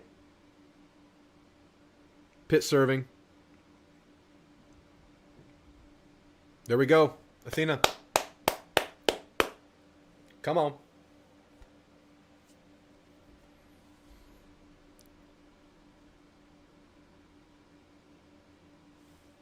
Wait, so we do make it to the natty if we win this, right? That's how it works? I didn't read that.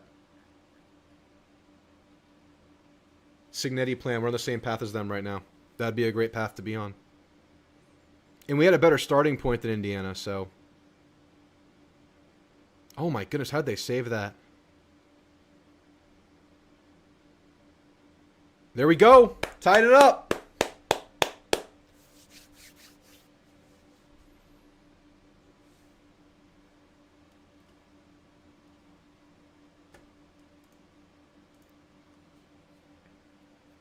This is the Final Four. I know, but it's just win in advance, right? There's no quirks to this. Like, it's just win and move on. Okay, natty next. I didn't know. I know nothing. I don't know if there's like double elimination or, you know, best 2 of 3. I just don't know. Natty is on Sunday. That's right. Okay.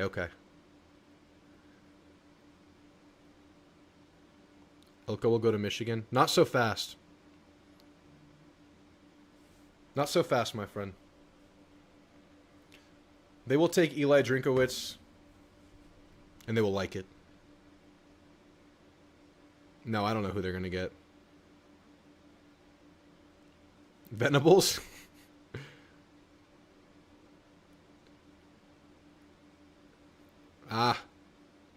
Point Pitt. Looks like we're back and forth right now.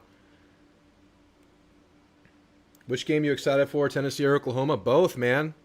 I love these like SEC opponents we don't get every year. I've always wanted to go see a game in Norman for whatever reason.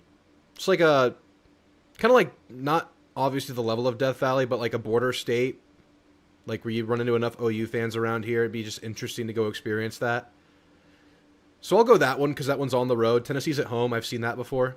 That was my first SEC game as a student. Was versus Tennessee. My first A&M game as a student. It's a point A&M. They tie it up.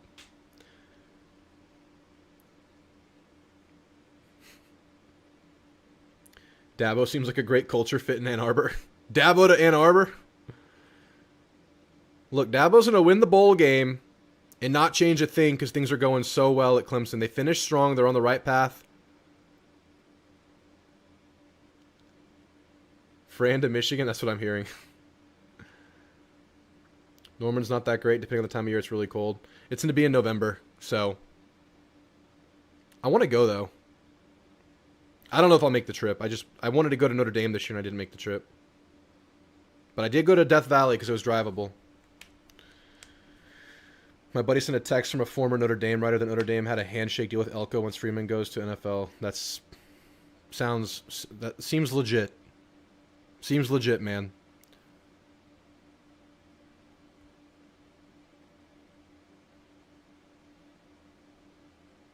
Is that out? No, that was in. Okay. This is very much a back and forth third set with A&M with the 2-0 advantage.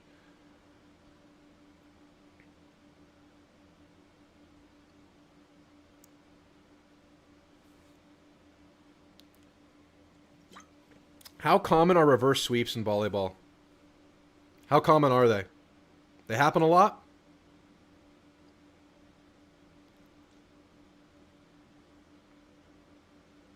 Wow, how'd they save that?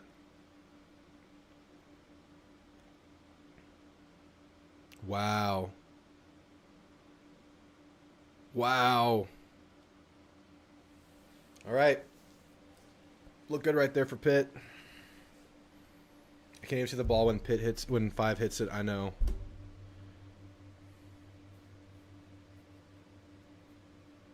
Norman's is further north than Columbia. Wow, I didn't even realize that. Norman is. That's wild.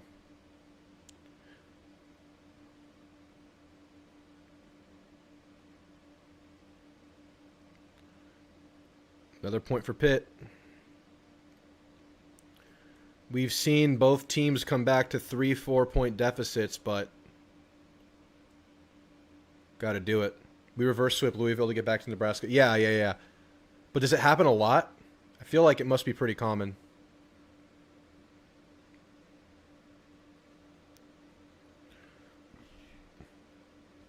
There we go.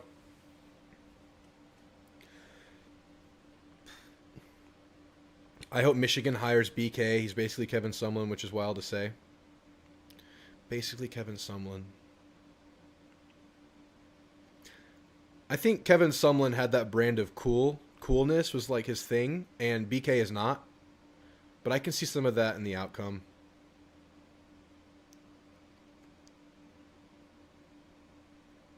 So Anderson needs one set to win. What does each set go up to? 1 through 4 will go to 25. If it goes to a 5th set, that'll be to 15. So yeah, they're up 2-0 right now. If they get to 25 here first, they move on. But they're down 3 right now, and Pitt is serving. But that's a point for A&M right there. Kendall Stowers. I think BK does fit, but it went really bad at LSU. It went really poorly.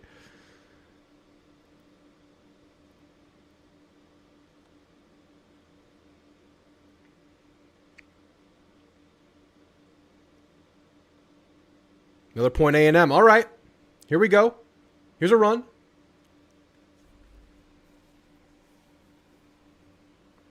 Mean and annoying. That's how he fits. That's funny. I will say there was nothing like a Brian Kelly press conference after an ugly win. You're going to question me? We just won a game. We just won a game. Damn it. That was my best BK. I just combined like 3 different scenarios right there.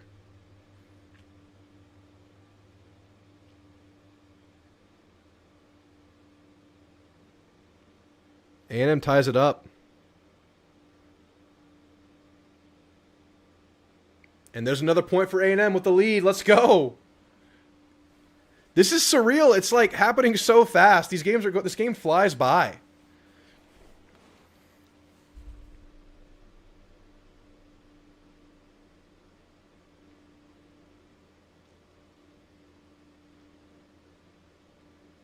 This is ugly for Pitt. That's another point, A&M. A&M's on a run. Come on.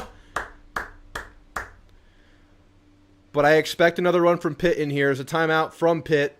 Going to regroup here. Pitt was up 4-3 right there. A&M has a 2-point lead right now. Up 2-0, man. This could be it. Noble guy, we're just kind of chopping it up in the chat right now while we watch these Aggie volleyball ladies try to make it to the national championship. Right now they're up 2-0. We're just kind of talking ball through the chat and just hanging out, and then we'll get into the pregame show once this game concludes. I'll step away for about 10 minutes or so. I'll hit the pregame music, and then we'll get this thing going. We'll do calls in the normal show after this. But I had to give these girls their love, man.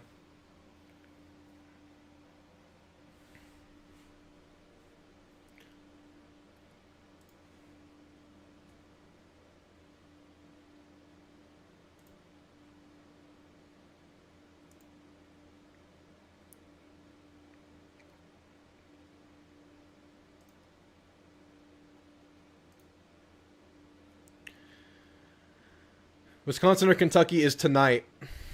That game is after this one. And A&M will play the winner of that if they win this game. If they hold their wada. When the ladies won the title in basketball in 2011, they shot green and gold confetti because they expected a Notre Dame win. That's funny. It just seems similar. LSU wins at College Station. You fire someone, then you guys beat us in Death Valley and we fire BK. That's true. I love how we're a volleyball school now. My third favorite sport. Is it actually? That's cool. Talk about PK getting fired. Yeah, wild. I think like Muskamp's a good move, but just the whole thing like of it happening was shocking. Because it didn't feel like Texas was in a place where they had to make a move that drastic, but I guess they're just like really feeling like they came up short this year and they wanted to make a significant move.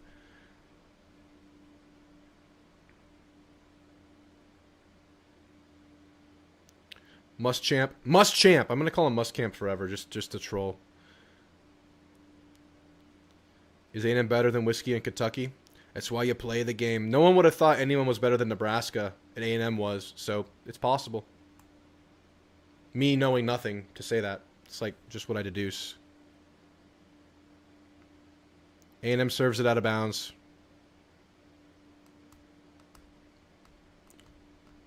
Good early dividends from that timeout they call, forcing the error, the fault from A&M.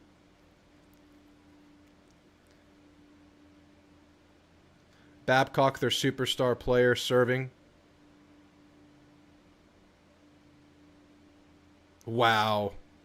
That was huge. Kendall Stowers gets the point. I still play volleyball sometimes, but I wish it was a men's high school sport.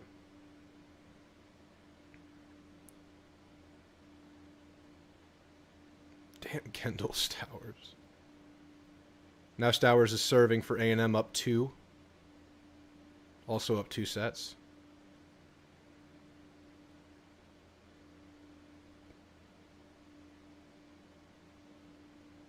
Girls are fighting on this rally. Good block from Pitt. Pitt gets the point. What's happening at 2U? That's crazy going to Muschamp. Yeah, that's wild. I guess they just felt like it was such a disappointing year overall, not making the playoff from what they expected and where they were the last 2 years, that they wanted to make a big move. I haven't looked much more into it, just besides some initial thoughts and reactions from the Texas side. There we go. Lednicki back up 2.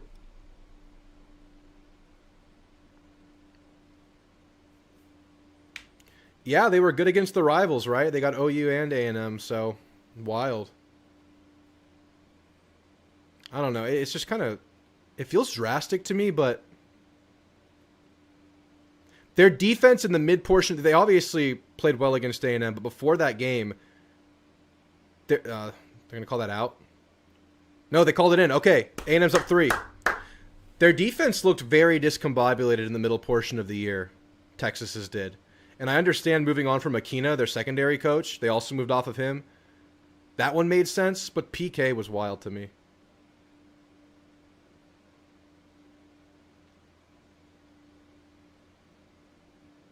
Very surprising. Wow, another point for A&M, up 4. Could this be it? Let's go. Let's keep this run going. Timeout, Pitt. That's their last timeout. You feel like Pitt will have one more run in the chamber. Just how these things go. Wow. Helmuth. Someone give me pronunciation on Helmuth's name. She's having an awesome game. All right, they're excited. We got to hold the water. There's another Pitt run coming. You got to feel it's going to happen.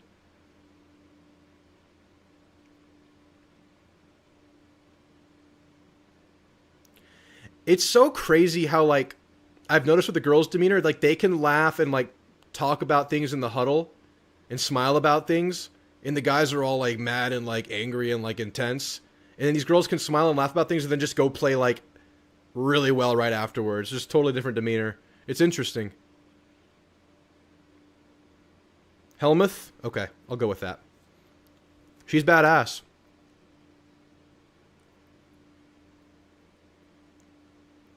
Tenno run with Athena serving? Wow.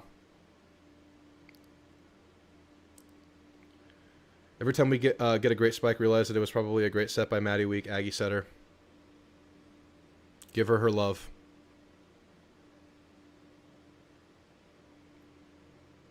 Morrison was laughing in the fourth set. Yeah, he has the same persona, right? Cool as a cucumber. I guess they take after coach, right? Good teams do.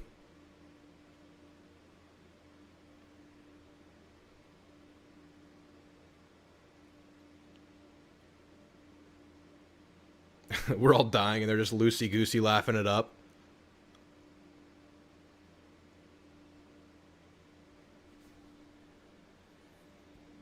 All right, Athena's serving.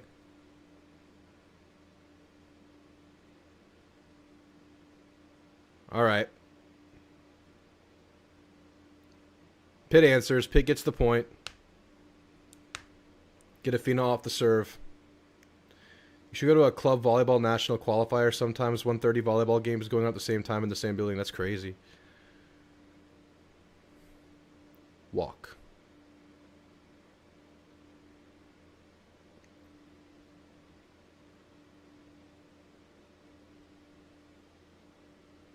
All right, Pitt serving. A&M up 3.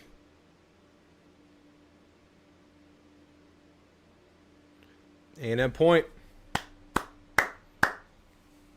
Golden number is 8 right now. 8 to the natty. 8 to the natty. He says it's because they work. They've put in. Hard to comprehend, but I probably don't have that work ethic.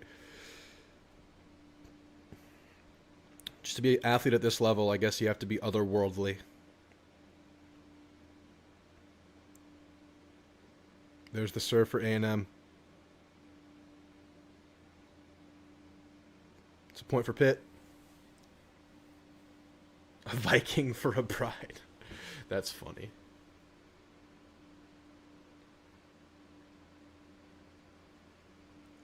Downtown Kansas City is smaller. Didn't know that. Haven't been.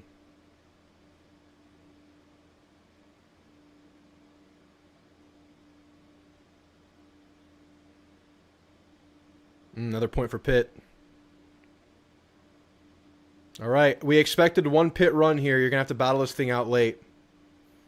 Looks like they're on their run right now.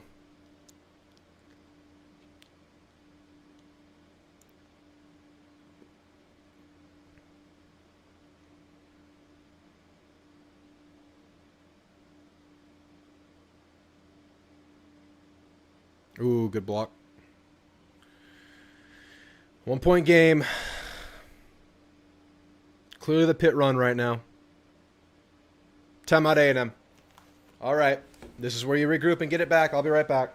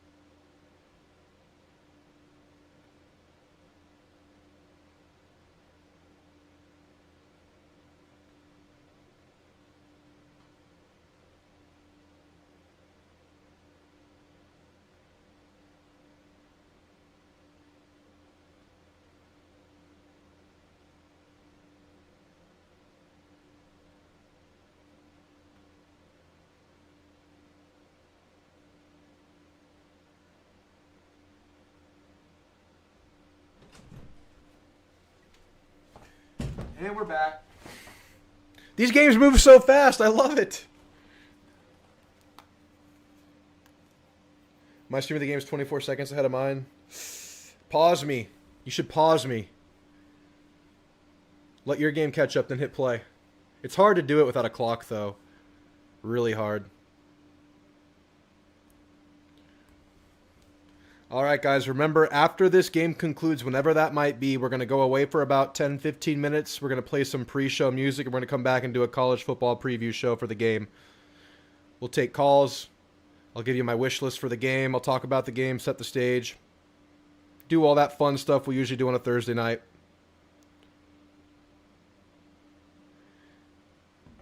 That serve was in the net. Out of the timeout. Helmuth serving. Did I make a ditty? I didn't mean to make a ditty. Wow.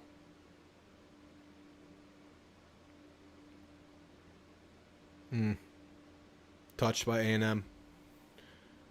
Touched by A&M. Point Pitt. Oh, you had to wait for 24 seconds. Yeah, makes sense. What is this, like 18 to 16 right now? Something like that? 18 to 17? I can't see the scoreboard. It's not up.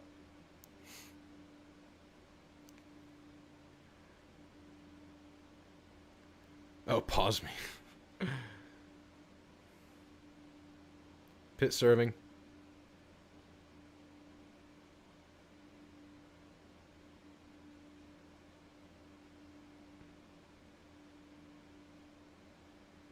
Wow. Wow! They had to block it twice. But it's not in bounds. It's out of bounds. Oh my goodness. 18-18. Oh, it touched the net? Can you do that? I don't even know what happened there. Ugh. That was insane action, though.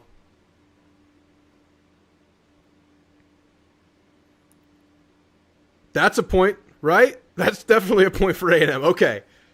No confusion there. Texas Aggie 9821. If we close this out, I'm going to need football to do their job so I can watch the Natty in a good mood. I was just thinking that. First things first. Close this thing out. Let's do it. A&M serving. That's out. Point A&M. We're at 20. They're out of timeouts. Let's go.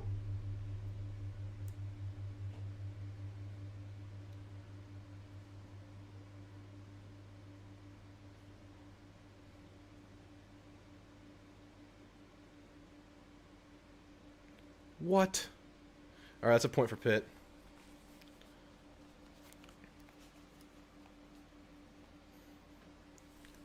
Come on, Ags. Finish this thing out. Get out of here now. Get out of here now. Don't play with them. Pitt serving.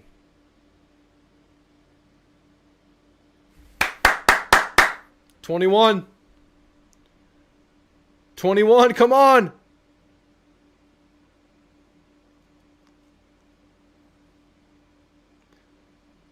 It's been a huge Stowers game, a huge Helmuth game. Is that how it just always goes? Is that just how it is? Ah. They score. Are we going to sweep? We're about to find out.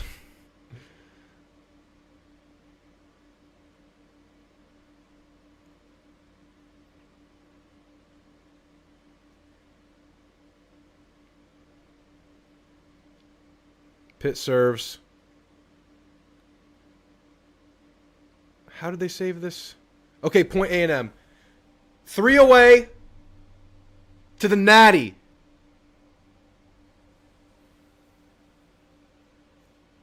Stowers serving.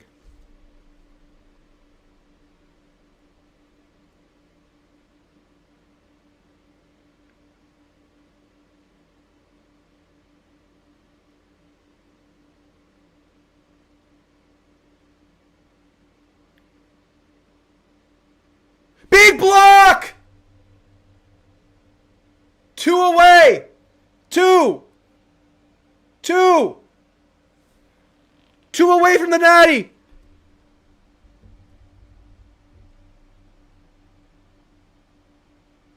It's Athena. Stowers serving.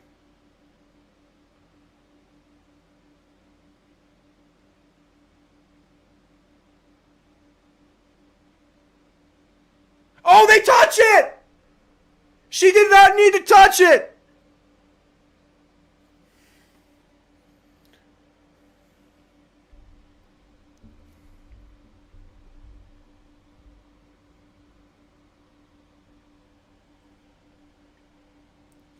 Come on. Come on. Come on!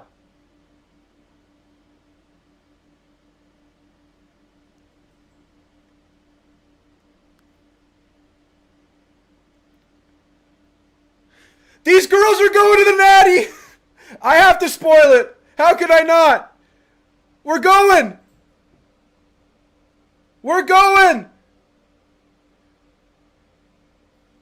Congratulations to these ladies, to Texas A&M volleyball getting the sweep in the Final Four. They beat Nebraska at Nebraska. They beat Pitt. Get the brooms out. Get the brooms out. We're going to the national championship in volleyball. That's insane. Where has this been all my life? This is great. This is great.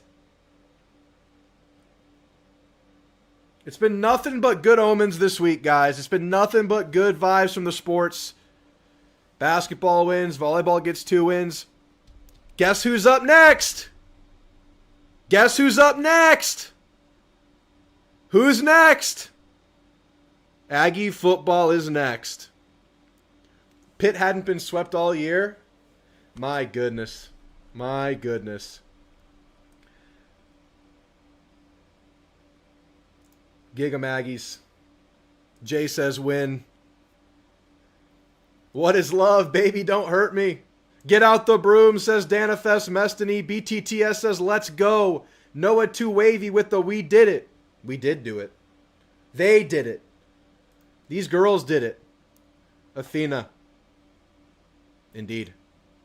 Danifest Mestany gets his brooms out. Disco, disco. I didn't have the disco ready. My bad. Oops, I mean whoop.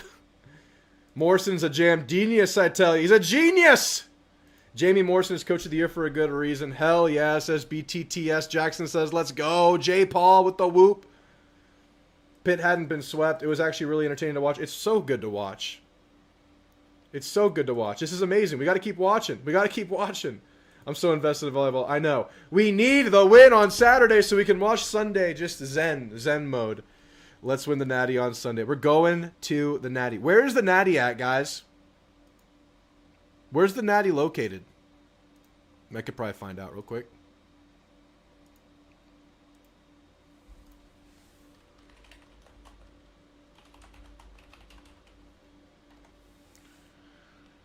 It's in Kansas City as well.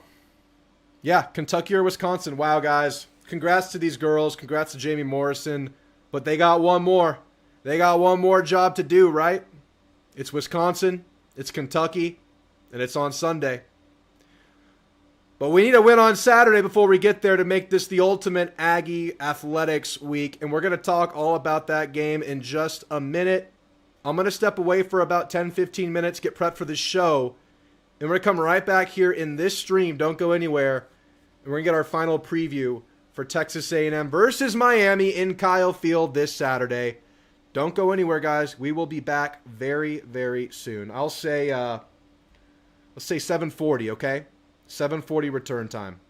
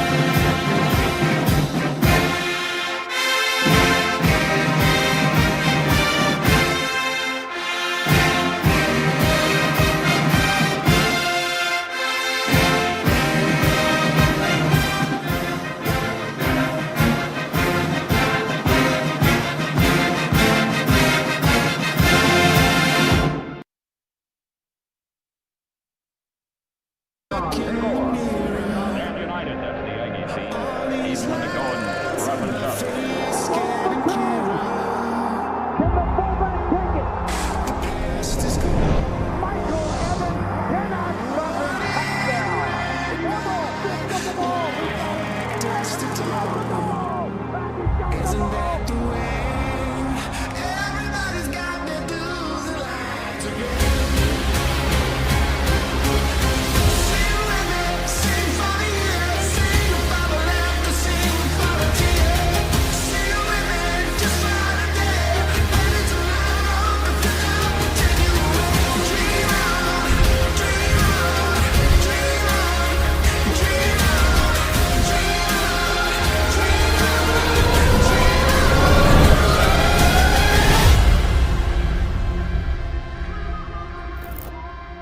We are 2 sleeps away from playoff Aggie football. We're in the dance. It's against Miami, and it's in Kyle freaking Field. And I gotta say, guys, right now, I am hoping that right now is not the last time we're doing one of these shows. Because I'm happy. We're here. We've made it. But we need this one. We've made it to the dance, but we gotta win this one to validate everything we've kind of done. This is the one that feels like you got to get it home. You got to defend home turf. You got a worthy adversary coming in, man. And it's a really, really tough task, but one that we think these Aggies are fully capable of. And hopefully they can do something similar to what Aggie Volleyball just did, and that's leave no doubt at the highest stage. Aggie's not quite to the Final Four yet, but a very capable team. I want to remind everybody who we are. I want to remind the world, through their play, what Texas A&M football has been this year outside of the last game of the year. Because, you know, you were kind of feeling yourself out. First couple of games of the year. UTSA, Utah State, and then you go and win in South Bend, man. We've talked about how impressive it was to be down in that game a couple of times on the road and just find ways to come back. We felt like we learned so much about that team in that moment, and they found out who they were. They found out who they were capable, what they were capable of doing, and who they were capable of beating. And they went and they took that to the SEC. They left, no doubt, a schedule that was daunting going into the year. Some of these teams didn't pan out. But to go 11-1, to only lose one game in the SEC, to hold your water through all those games, the eye test of this team alone, physical in the trenches, elite pass rush, elite weapons everywhere on offense. Guys, we know what this team is capable of, and I don't want this recency bias haunting us. I want this team to play free. I want this team to be who they are. Because if they are, at home, with you and me and the rest of the 12-man screaming down, they're going to win this game.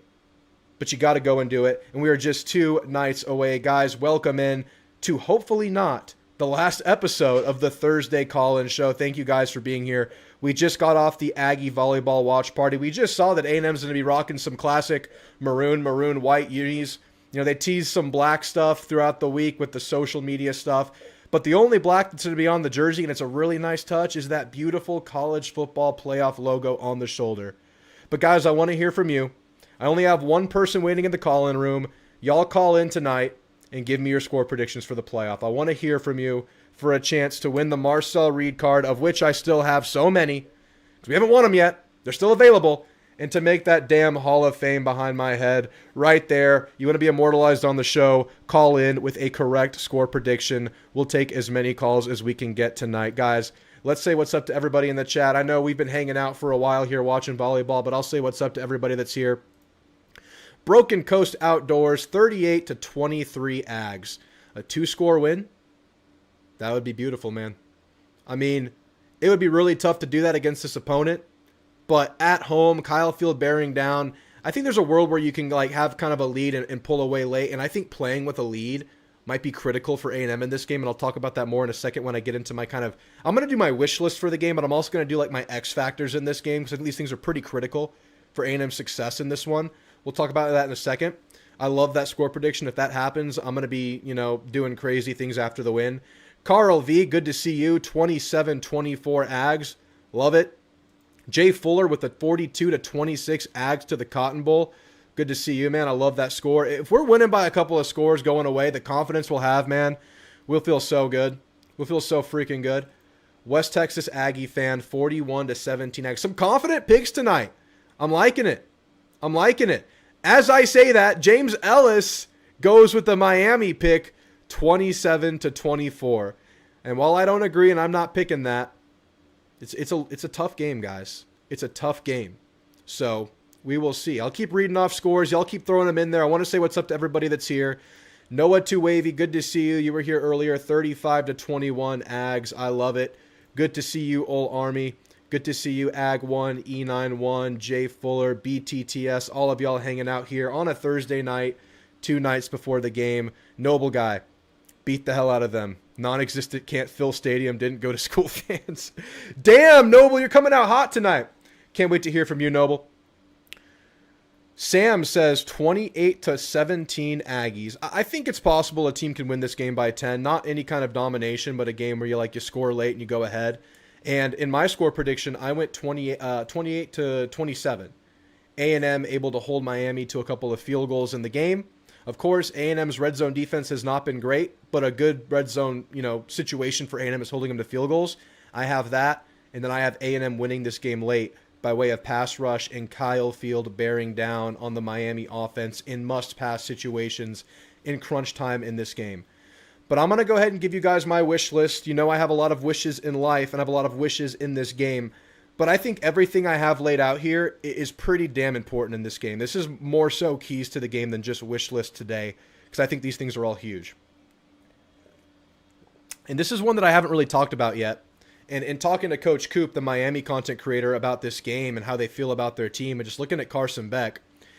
Carson Beck is a quarterback that's been through a lot. He's gone through the SEC grind. He's gone through the SEC gauntlet. He was around at the SEC as a backup before that. He's played some meaningful postseason football, SEC championship game football. I don't think Carson Beck comes into Kyle Field and is automatically rattled. And now with Carson Beck, I think the key with Carson is which side of play are you going to get from him? Because it seems like it's all or nothing with Carson. There are 2 losses this year. It was 4 interceptions in one of them. It was 2 in the other. And that was more than half of his interceptions on the year. So you can get him off his axis.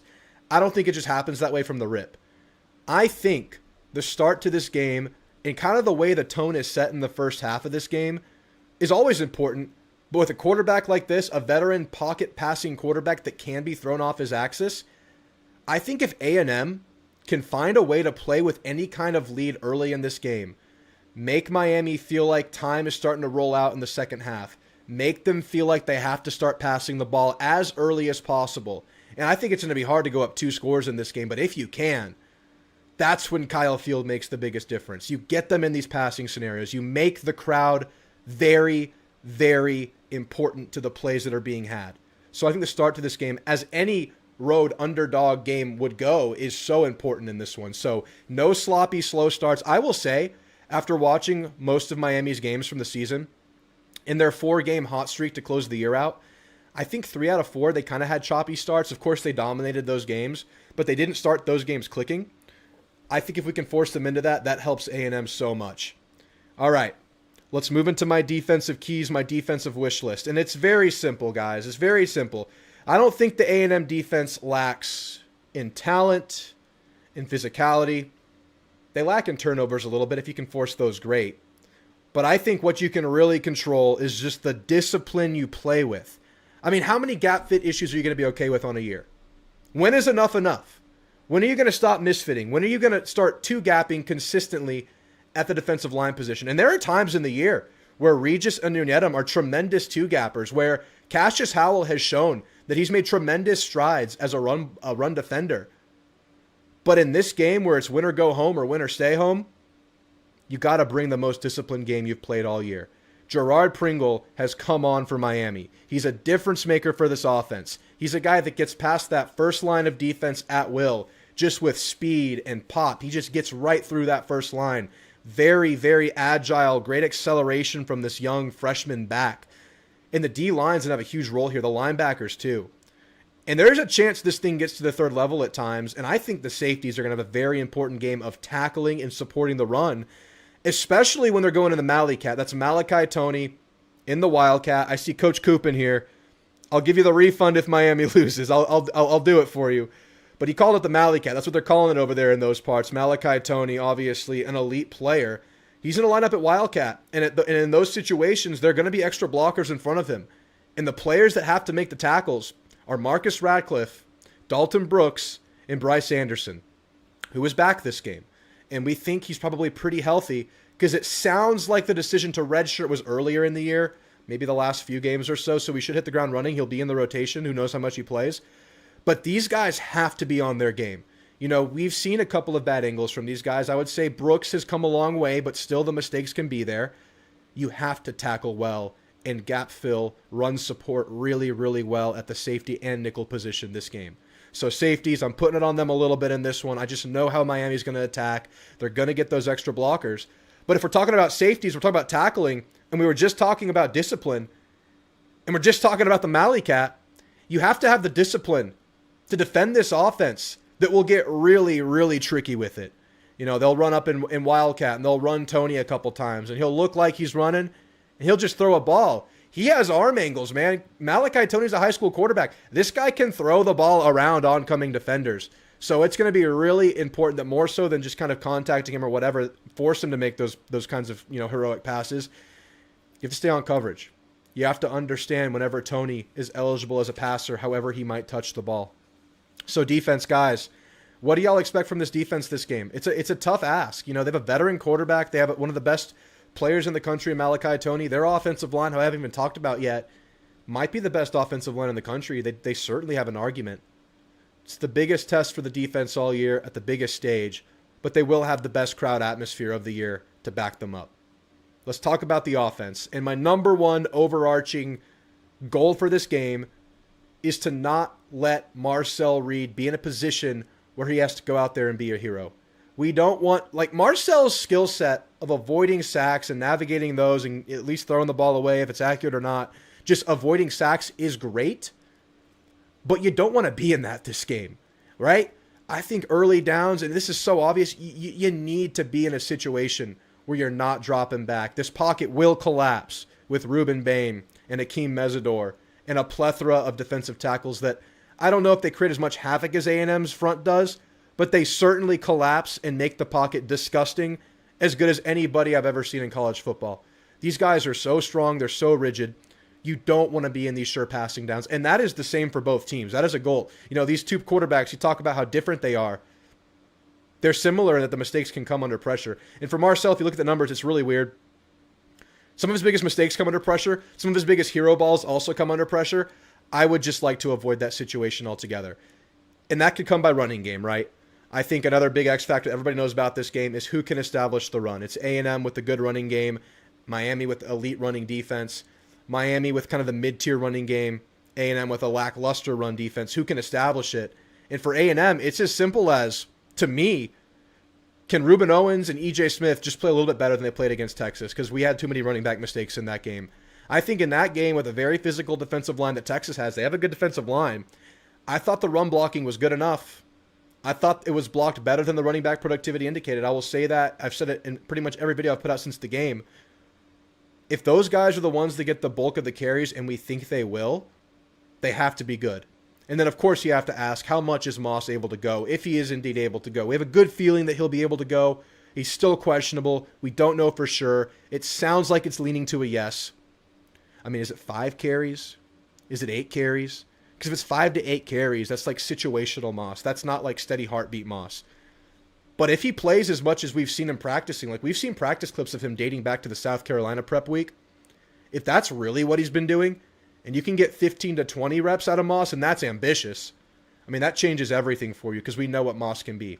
So what can you squeeze out of this running game? Or can you manufacture a short passing game that can kind of combat some of the funky stuff that Heatherman and this defense will do?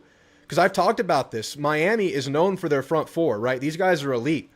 But they get real creative out there. They're going to walk a lot of blitzers up. They're going to show a lot of blitz. They're going to blitz from all over the field. I think there will be some short pass stuff, some RPO stuff, some tight ends, running backs, slot receiver stuff available for A&M. And it's going to be on Marcel Reed to hit that stuff within rhythm and good timing. So run game, short passing game. How can you avoid the hero Marcel situations? You got to help him out. Because we love Marcel. He's a good quarterback, but he's still developing. He's still on that track, and this is the defense that can mess a developing quarterback up. So you got to help him out. I'm going to go with one more, very specific. I'm going to talk about a specific player here, not to call him out because I think he's done really good things. It's a big Demetrius Crownover game because, damn it, Miami has 2 of them. They got 2 elite edge rushers. And I think we have supreme confidence in Zune. Zune obviously has supreme confidence in himself. Talking a little wild. You know, I don't know if that has the biggest outcome in the game, but he put it out there. He has to reap what he's sown. He has to deal with that. I have a good feeling about how he can handle whichever opponent he has in front of him.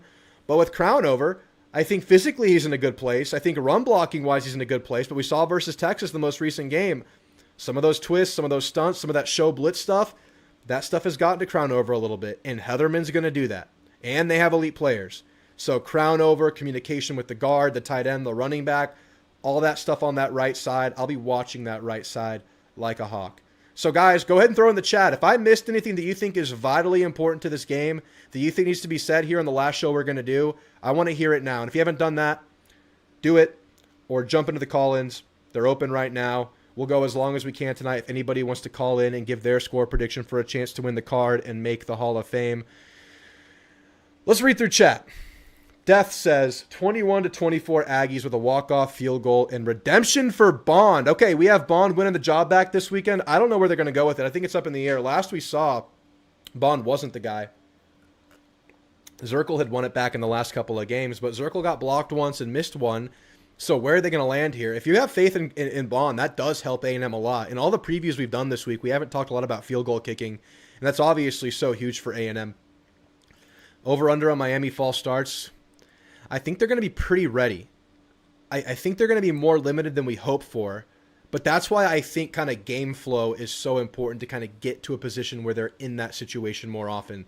Passing downs, make them hold their water, make the quarterback hold his water, make them communicate in these passing downs, make them communicate their blitz pickups through the noise, make them think about multiple things. That's why the early start is so big in this game. John Peroni says 21-24 Ags. That's a good score prediction. I think this game lands like between like the 20 and 35 point margin on both sides. I think we're somewhere in there, a slight over in this game. Coach Coop with the 305. Of course it's the 305 for the Miami. If Miami loses, I want a refund. JK, go Canes. Appreciate the $3.05 donation to represent the 305, Coop. Coop's been great in giving us some insight into the Miami side, but one of us is going to be sad, Coop. One of us is going to be sad, man. But I appreciate you jumping in here and donating, man. It's been a great week of shows for us. Great bonus football, great bonus content for us. What's the deal with Moss? Go or no go? I put out a video yesterday about how I'm currently feeling about Moss. But overall, if you look into what we think it is, it's a high ankle sprain. He's right on track to where this is kind of where you can return. Sounds like he's been practicing. I mean, we saw him in practice clips. Coach Klein was talking matter of fact as if he's going to play this weekend, like he has his sledgehammer in the bag right now. But Elko's playing it much more cautiously, saying it's still wait and see. So I don't know if that's gamesmanship or if he's truly a game-time decision. So we shall see. I'm leaning towards go. I'm leaning towards a Moss. I'm leaning towards about 8 to 12 carries in the game. That's my feel right now. Now, there's a world where it's like they go to Moss at goal line, or only there's a world where Moss has been practicing for as long as, you know, the rumors indicate he's been practicing, and that's about almost a month now. And then he can maybe go for 20, 15. We're just spitballing here. I think he goes to what capacity is completely up in the air. We're not going to boo you, James. You make your pick. You live by your pick. We will clown you when you're wrong, though. We will. Noble guy, smash that like and subscribe button like we're going to smash the ACC third-place team. Noble has all the shade for the Miami fans today. I love it, Noble. Noble's talking the big game here. Noble, I hope to see you in this call-in room soon. Can't wait to talk to you about this game. Craver needs to strike fear in Miami like he did at Notre Dame. And that's a huge part of this game. I think when you watch Miami tape, you know, the Louisville game, there's a player named Bell on Louisville who did a lot of things in open space, was able to kind of out-angle a lot of the Miami secondary. And while the Miami secondary is tremendous in the physicality and run support department, I think when you get some speed in the open field, I think we could have the upper hand there. And I think Craver, man, getting healthy, getting back to form, getting back to how he was earlier in the year, such a bonus, man. It would be such a bonus. And honestly, we need it. We need Craver to be himself. And I think we're in a good place for that to be the case. Ronnie Barker says 34-21. I mean, that's a good score prediction. That's a common one. I like that one. Been away for a while, had to make an emergency trip to Korea. I hope everything's okay, Ronnie. Ronnie's typically viewing from Tokyo, I believe. Ronnie's a regular here. Good to see you today, and I love the score prediction, man. Moss is a go. Rocky's waiting. I haven't seen the DM. I'll look for it again. I have not seen Rocky DM me. Moss should be a go. We feel like he's a go. I think it feels like it's going to happen, but, there's still some doubt in the air because Elko's not just telling us it's going to happen. Of course, he probably wants to lay some doubt so Miami doesn't just know what's coming, because obviously Moss can be a attack-defining player. He can change the way it happens. He can change the way you go about your offense. He can definitely change short yardage. I'll happily eat crow if I'm wrong. I know you will. I know you will. And I think you picked Notre Dame wrong, right? You picked Notre Dame to win? So maybe you're the lucky charm, James. You see that Jeremiah Love is rooting for the Aggies? Was that real? I saw he put it like on his threads or on Instagram that he says A&M, you know the job. That's like what he posted. So that'd be pretty funny if he's going for one of the teams that beat him. All right, guys, let's get right into the calls. We only have 2 people waiting. The call-in link is pinned in the chat. You click that. It's super self-explanatory. If you've never called in, this is a huge game. This is like, it could be the last game. We're hoping it's not. Take this opportunity. You can just jump on and give a score prediction and jump right off. I invite all of y'all to call in. If you've never called in before, it'd be great to hear from you. But we'll go to a couple of regulars first. We got play to win. Play to win. Here we are. We're at the cusp of the playoff. We're right here. It's about to happen. How you feeling, man? I'm feeling great, Drew. I'm feeling very confident. And I saw your show with Coach Coot, and it was interesting. And I know Miami wants to get that monkey off their back. He's beating us, that they were the team to be in the playoffs versus Notre Dame. And it's funny that both of us beat Notre Dame. I know. But Miami deserved and they earned that right to be in the playoffs because they did beat Notre Dame. Now, here's something interesting I watched today. Cato Smith and J.D. Piquel, I think it was on 3. And J.D., his cohort, Cato brings up about a Texas Tech, Texas A&M, all Texas Natty Bowl. I was like, that would just be incredible. It's a possibility. I think it's a low possibility. Yeah. But it can happen. Now, as far as the injury report, Scooby Williams, Bryce Anderson will, they said they're probable. They'll play. Le'Veon Moss, last we heard, is questionable. And Elko's like, we'll see. But I think he's going to wait. He's holding it close to the vest. He's going to wait till the last minute. Of course. And then he's going to announce Moss is playing. Okay. So I think he'll be in the game. Nobody wants to miss this game. No A&M player that can play the game, they don't want to miss this. It's our first time in the playoffs, and they're excited and they want to play. So I'm pretty certain all 3 of them will be in. We're going to play them, and they'll do great. You know what I really like about our offense is the jet sweep. Yeah. Jet sweep option. And sometimes we give it to Mario, or we might give it to KC coming across and take off. I mean, and the 1-2 about the I call it swing man. Then we throw out to the sideline. Yeah, like screens, bubbles, that kind of stuff. Yeah, screens, bubbles, and we take off because it worked good against Missouri. Yeah, it really did. There's some really key blocks that sprung our guy, so he raced down the field, a couple of times.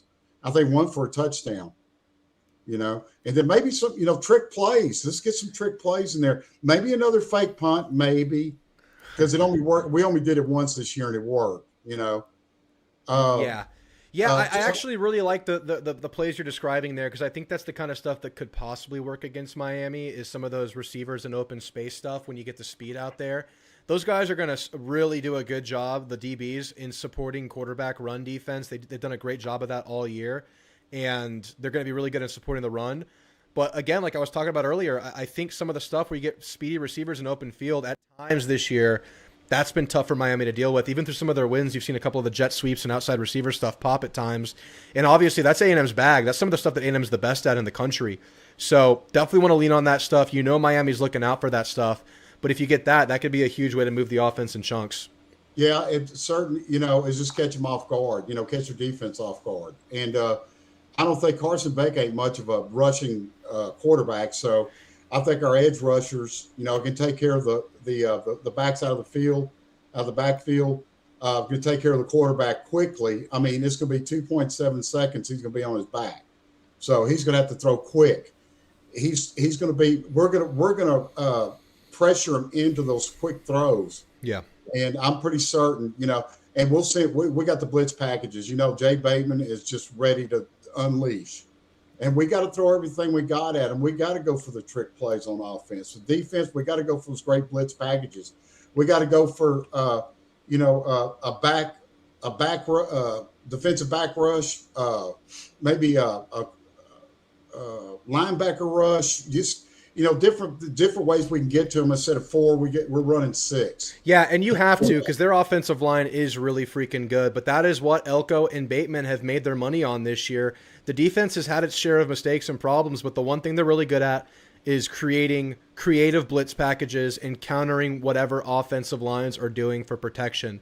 And one thing that I like in this game that I'm curious about, but I kind of lean A&M here, is the ability for A&M's corners to win on islands on players not named Malachi Toney. I just think these guys are tremendous in coverage. And that goes for the nickel corner too. That goes for Tyreek Chappelle. Of course, that's a impossible to dominate, matchup there with one of the best receivers in the country. But if you're blitzing and you're getting aggressive, I have some confidence in our corners to go up against the rest of that receiver group. So you might be able to afford to get tricky with these guys. You might be able to afford to kind of go balls to the wall. And I agree, man. I think both teams probably feel this way. You don't hold anything back. This is win or go home. This is where you empty the clip, empty the playbook, draw up specifics for Miami. And of course, you're going to have to counter that for Miami too. You got to expect the unexpected with 3 weeks of prep time going into this game. And Dawson, their OC, he's ran trick plays pretty much every game all year, and especially during this home stretch for them. So you got to be super disciplined on defense. But I expect A&M to do that stuff too, play to win. Yeah, we haven't played since last month, November 28th. That was against Texas. Yep. So it's been 3 weeks. I know the guys are chomping at the bit to get out there. And one thing is for certain, I want to make this point that Miami is just as well evenly matched with A&M. I think talent-wise. Yeah. It just depends who makes the less mistakes, no interceptions, no turnovers.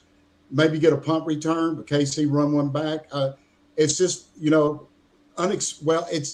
can happen, but you don't really expect it. But when it does happen, it's just spectacular. If he runs off a 70-yard punt return, KC, yeah. I think Terry Bussey might have a big game too.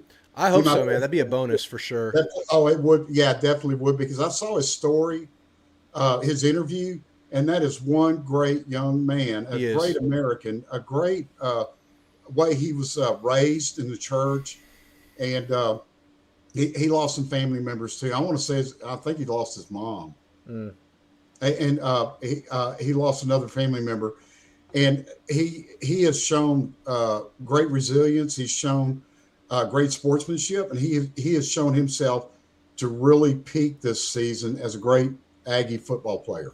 Yeah. I think he has to show that next level, but he's had like one big reception a game. It's just find that consistency, find ways to continue to be involved, and we'll see if they lean on Bussey because we know the talent is there. But yeah, play to win. Got to hear it. What's the score prediction? I'm going with the one that won me the Florida final the final score, 34-17 A&M. Wow. Okay, a confident 2-score win. That's the score that got him on the Hall of Fame behind my head over there. That's play to wins up there written with that same score that he got in the Florida game earlier this year. It's another Florida team, and I'm sticking with it. Go for it, man. You do you. Yeah, if you win by 2 scores in this game, either team, you're going to feel so good about heading into that next game the next week. The big prize is playing Ohio State in Jerry World. If you get that kind of feel-good win, man, you're going to feel so confident. It's going to be a great 10 weeks of feeling good about yourself. Is that a bowl game? It's a playoff game. It's at. Yeah, if we go to Jerry World, somebody mentioned Cotton Bowl, so we're actually playing a bowl game in the playoffs. Yeah, it's the Cotton Bowl. It's just what they call it. It's just like the sponsoring naming rights, but it's still just the next round in the playoff game. But it'll be called the Cotton Bowl. But yeah, it'd be the Cotton Bowl. It'd be Jerry World. It'd be Ohio State. And if you get that feel-good win that I've been talking about this whole time since it got announced, I feel like both A&M and Miami, with that equal talent you were talking about, has what it takes to go on a little run here. So we shall see. Play to win. Any closing thoughts, man? Next time we'll talk will be after this game. Yeah, no, hopefully we get to do another show next week. Yeah. And very, very hopefully we do. But I'm looking for a lot from Cassius Howe, Torian York. The leaders. The leaders, the team leads. And I know they, I watch their interviews, man. They're just great guys, and especially after the Texas loss. But I'm looking for a lot of great things from our defense, and I know they are ready. We've got the home crowd behind us. We're talking over 108,000 people probably are going to be disrupting Carson Beck and his hand clapping or however they're going to try to, signal the call, to run what play. And I think it's going to make a big difference. The 12th man is going to be a deciding factor in this game. Let's do it, man. Let's do it. It's going to be epic, man. It's going to be great. Well, I'll see you on the other side. Play to win. Great call. Great to talk to you. Okay, talk soon. Yes, sir. Bye-bye. All right, good stuff from Play to Win. I'll read off some chat before we get to the next caller. What if a fan from the opposing fan base gives a score prediction? Do they even want the read card? I'll give them something else. I'll find something else to reward them with. See that Craver got that paycheck? Yes, Craver got his contract extended. And that is not verbiage you commonly would hear in previous eras of college football, but that's just the norm now. Yes, Craver got paid and will be back next year. Good to have Craver back, of course. Yeah, we see the injury report. He's questionable. There's evidence to suggest he's nearing a return. We feel like he's in a return. We shall see. Whoever wins probably wins between 3 to 9 points. Yeah, that sounds about right. 3 to 10. I think 10's like a common football margin. I think that's right there with it. I think you could score late and go ahead to stamp in the win or go ahead late and win. I don't see any team dominating or running away with it, but yeah, it's going to be competitive. Don't underestimate the run. Oh, run was on, if you missed it earlier, run was on my keys to the game. We can't let this run game explode with Pringle emerging late in the year. That's huge. This A&M defense has to be disciplined with their gap contain. Lightning Elk says, from what I have seen, Miami likes short plays and tries to grind you down by controlling the time of possession. I could be wrong. I mean, yeah, they love to be in rhythm. I mean, Carson Beck is happy to sit back and hit the check down all the way down the field. They'll just matriculate down the field. They are not the most explosive offense, although they have players that can be explosive. They're a rhythm offense. They like to get into a flow, and Carson Beck will just pick you apart if you let them. They'll go short game. They'll lean on the run, even though it's not an elite running game statistically. It's really come on lately with Pringle and then now Fletcher and the rest of that room, Marty Brown getting healthy. So you can't let this be the game where the running game explodes. They can't get that added benefit of being explosive on the ground. They're going to have some ground success with that offensive line. You just got to bottle it, man. All right. We'll go to the next caller, and it'll be the last caller of the night. If we only have 2, we'll go with it. We've been on for 3 hours with the volleyball game, so if that's how it goes, that's how it goes. We got Noble Guy. Noble. Man, you're feeling spicy with these Miami fans. How you feeling? Hey, what's up, Ags? I feel like I need to reestablish some confidence in our fan base, and I was the same way for a little bit. The last thing we saw on the field was a loss to our rival, so we should all hate that. Yeah.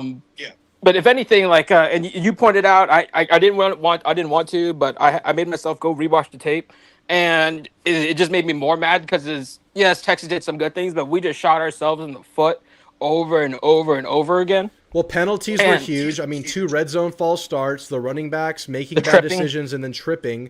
I mean, there were other moments where Texas had the upper hand over us, but those are things that were on A&M's side. And yeah, we didn't live up to the moment with the crowd with the false starts, and then running backs just, wasn't a good game.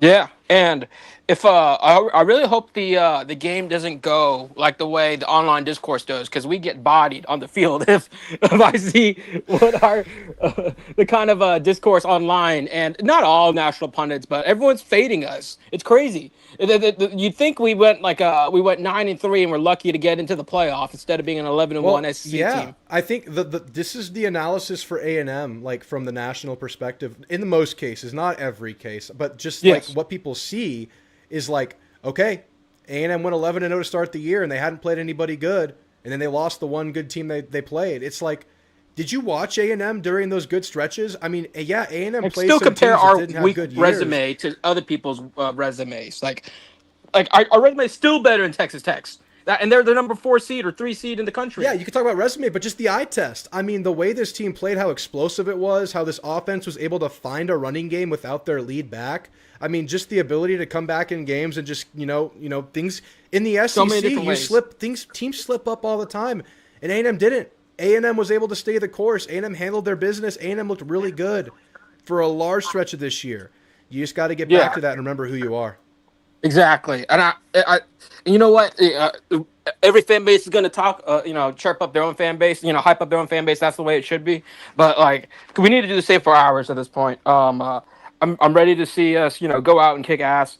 I think the guys are pissed from 3 weeks of not getting to play football and want to get that bad taste out of their mouth. And like, I think one of the biggest things in the playoffs is the fact that you have that 3 weeks, and that can be 3 weeks off, and that can be a good thing or a bad thing depending on where you're at.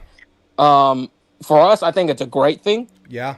I think if you're a team playing hot down, I think if you're a team playing hot down the stretch, if you're hot, you want to keep playing. Of course. You don't necessarily want the bye to disrupt that, and it kind of brings everything to even.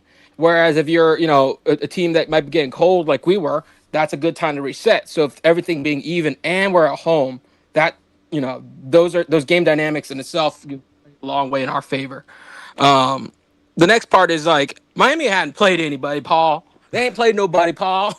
Oh my goodness. He's going there. He's going there, even though that's all we're hearing. They ain't hearing. played nobody. They're the third best team in the ACC. Yeah. A little hyperbolic. I think they're a really good team. They got that Mario Cristobal really knows how to recruit and develop the lines of scrimmage. But that being said, I don't trust Mario Cristobal as a game day coach. I think your guest today mentioned that Mario Cristobal can get out coached in games. Like, he's a great, CEO, developer, talent guy, but then when it comes to on-field schematics, he can get a beat. Yeah. I think Ryan Day is the same kind of way. I've mentioned that before. That being said, I think what it really comes down to these playoffs is the players need to shine. Like, the coaches can only do so much. The coaches have put all their work from November 29th till a Friday, and then after that, it's all to the players. And so this is where I'm going to ask you too, but I think the three players that I'm going to name three players that I think are going to have big contributors, and then three players that somewhat concern me. Okay. At least on our team. Let's hear it. So I think the big time. Go ahead. Did you say something? No, that was my mic. You're good. I think as far as contributors goes, big time. I'm counting on. I do think Le'Veon Moss will be a big factor because it's late. I think he's out of eligibility. And I don't know what his draft stock looks like, but he needs to put on some game tape in these playoffs, and he needs to be a big-time contributor, I think, to help reinsert himself into that for himself, but also for the team. We've also been missing that physical edge that we've ran with. We still ran well for the most part, but there was always a hint of doubt whenever you needed short yardage to go. And I love Owens, but he has a tendency just when he almost goes into panic mode in tight games, he just falls forward. He can fall forward another 6 yards when dude, you can just run for 60 yards if you just stay on your feet. Yeah. And then I think Cassius Howe is going to have a rebound game. I don't know where they'll line him up. Mauga, their left tackle, is really good. But Mauanoa, yeah, right. He actually plays on the right side. They have another good he's on left the right tackle. side? Yeah, their left tackle is really good too, though. Okay. Well, I know Mauanoa's name. He's a high NFL prospect. Yes, absolutely. Probably maybe the top tackle in the draft. Yeah, but we need to see him regain form. He got bodied by Gooseby. That sucked to see. And so I need him to have a certain edge about himself to go into that and, retake over the line. And I need the entire defensive line just to be disciplined in their gaps. Need it so And bad. then the third player, I'm going to say it's going to be, I'm going to assume it's Willie lined over. I guess what's his Chappelle, name? because I think Tony, they'll move Tony around, but I think a lot of slot and a lot of wildcat, a lot of Chappelle assignment. Yeah, 100%. Yeah, but in that case, I'll just kind of throw our secondary's been good. I think we faced a lot of good receivers this year. Tony is going to be one of them, but at the end of the day, he's going to be a freshman playing on the first time in front of 100,000 people, and that you can't tell me that doesn't do something to you, especially as an offensive player. So I'm counting on the secondary to hold in check. The fact is, they don't, you said explode their way down the field. They try to be methodical with it. Shannon Dawson comes from an air raid principle. And let me put this, how many times have you seen teams methodically move the ball down on us this year? maybe a couple of times versus Notre Dame, but I would say the secondary has taken strides since then. So not often. Exactly. Like when teams score on us or when they move the ball on us, it's in chunks. Yes. Because we're usually a contributing factor to that, like we're out of place or something went wrong. And sometimes they just make a play. But if this team isn't going to be the kind that like tries to expose our defensive weakness in that area, then I feel pretty good about that. I think it's going to be a lower scoring game. I'm counting on the second to hold them in check. Miami needs to win the turnover battle. I'm just praying that we don't get Marcel doesn't get interception happy. But that means you don't need to if you don't put the game on Marcel's back, then that doesn't need to happen. Yeah, exactly. That was one of my big keys is you can't make this be a Marcel hero game. You have to help him out, whether that's the short game, receiver running game, screen game, or just the straight up run game with your running backs. So you got to find a way to stay out of that, man, for sure. Yeah, Marcel didn't play that bad against Texas. It wasn't good, but like there were if he had a better run game to help him along, that does a lot for you. He needs help. Yeah, he's not there to just go win you a game yet. That's not where he is. And then you can't delay a game. Well, delay a games on him, but then like false starts, and other like stupid penalties, which a lot of that was crowd noise related. So yeah, that should be again in our favor. That issue here. I mean, we've seen this offensive line have penalty problems sporadically throughout the year. They came back up against Texas. I mean, you had a penalty problem against Auburn at home weeks ago, so don't let that come back up. That's another thing you got to help the quarterback out in that front too. Yeah, and then I think you kind of mentioned it, but as far as players that I might be mildly concerned about, a crown over. I went back and it wasn't. I think he was just. I think he was one of those players that really was affected by the crowd noise, but he still got beat like a drum. Yeah. By Colin Simmons and their their defensive guys. And this is where I really want Moss to come back because I think right now Owens is a fantastic second running back. As a lead back, if things aren't if he isn't in a flow state as a running back, then he will fall. It's weird because he does all the intangibles right, like pass block, run block, be in the right spot for a check down. But then when it comes to running back, he just forgets to lower his pads and keep his feet up. It's like that's your most important job as a running back. That's 80% of the job. So when he's able to be more fresh and spelled in, I'd rather him in that role right now. He's going to have to learn that over the offseason. Yeah, and with what he's learned as the running back one, I think he's had a couple of really good games. Like being running back two or being in more of a timeshare might make him even more lethal. I mean, just giving him some rest, fresher legs, not having to lean on him that consistently, it could be huge for him. Yeah. If depending on what usage of Moss we get, if we do get full grade Moss, great. If we don't, then you do need to reserve him for your third down packages, because he needs to be able to he's the kind of guy that can pick up 3rd and 6. Yeah, he can. I mean, it happened against Notre Dame. You had a critical drive late in the game where you got a field goal, and we lined up in shotgun in 3rd and 9, and he ran for a first down. Mm-hmm. Yeah. And then really that's. Those are the only two players that I really want to see them perform a lot significantly better than Ruben last and Crownover. Yeah, I'm trying to think if there was a third one. I initially was going to say Marcel, but again, I thought he just needs a little bit more decisive. You got to limit the turnovers. The turnovers. You can make mistakes. You can throw the ball in the dirt now and then. He has his cold streaks. He can have his hot streaks. It's the turnovers, man. Giving them short fields, giving them just more bullets in the chamber. You gotta avoid the ultimate mistake is really what it comes down to for Reed. I think we can live with one interception from him, but multi, it's tough sledding at that point. Yeah, and it's multi, and if it's one, it's fine because you might be able to get one yourself, or you never know. It really depends on which Beck you can force in the game because, like I talked about at the top of the show, Beck's kind of all or nothing with his picks. It's either he's having a pick game or he's having a non-pick game. So we'll see what way we can kind of persuade Beck to go by way of I think game flow. Like I said, starting fast and maybe trying to find a way to get a lead early and play with a lead could maybe force them into more passing scenarios and really help this crowd affect the game and help this pass rush affect the game. But you certainly can't be having multiple interceptions from the quarterback position. You can't start slow. You just gotta play solid. I mean, you can make mistakes, but don't let them be the ultimate mistakes. Noble, what's your score prediction, man? Where are you going with it? I'm going 28-23. I think our defense does enough to stop them, to hold them to field goals, I should say. So they kick 3 field goals. I don't trust our field goal kicking team. That's the reason why I said 28. I think we're gonna if it gets close enough, to like a conversion, like where we're going to go for it, like a 4th and 2, we're going for it. I don't really want to mess with it. If anything, we'll kick 1 field goal. The one thing is, was it you who said 20? What was your score? I said 28-27. Oh, okay, yeah. Like I've seen like a couple like us by 27 to whatever Miami scores. The only thing is, I don't think we kick 2 field goals. I think we're going to kick be trying 1 to field go goal, for it, right? We're going to try to avoid the Yeah. issue. They're still going to try them though, like on a 4th and 3 at the 22. Like they're going to still try them if they're like obvious, but I think they'll be more inclined to go for the short ones that are kind of up in the gray area zone. But all right, Noble, I'm going to get to the next caller. If you want to hang out in there for a minute, we might do some national stuff. Sounds good. All right. Gig 'em, everybody. Talk to y'all later. All right. Let me catch up with the chat real quick. We have callers filling in the room now. We have Jay, Paul, OVO, Aggie, and Rich. We'll get right to them in a second. Let's see what you guys are saying. Man, let's not start with this haven't played nobody stuff. Don't care if we're talking about Miami.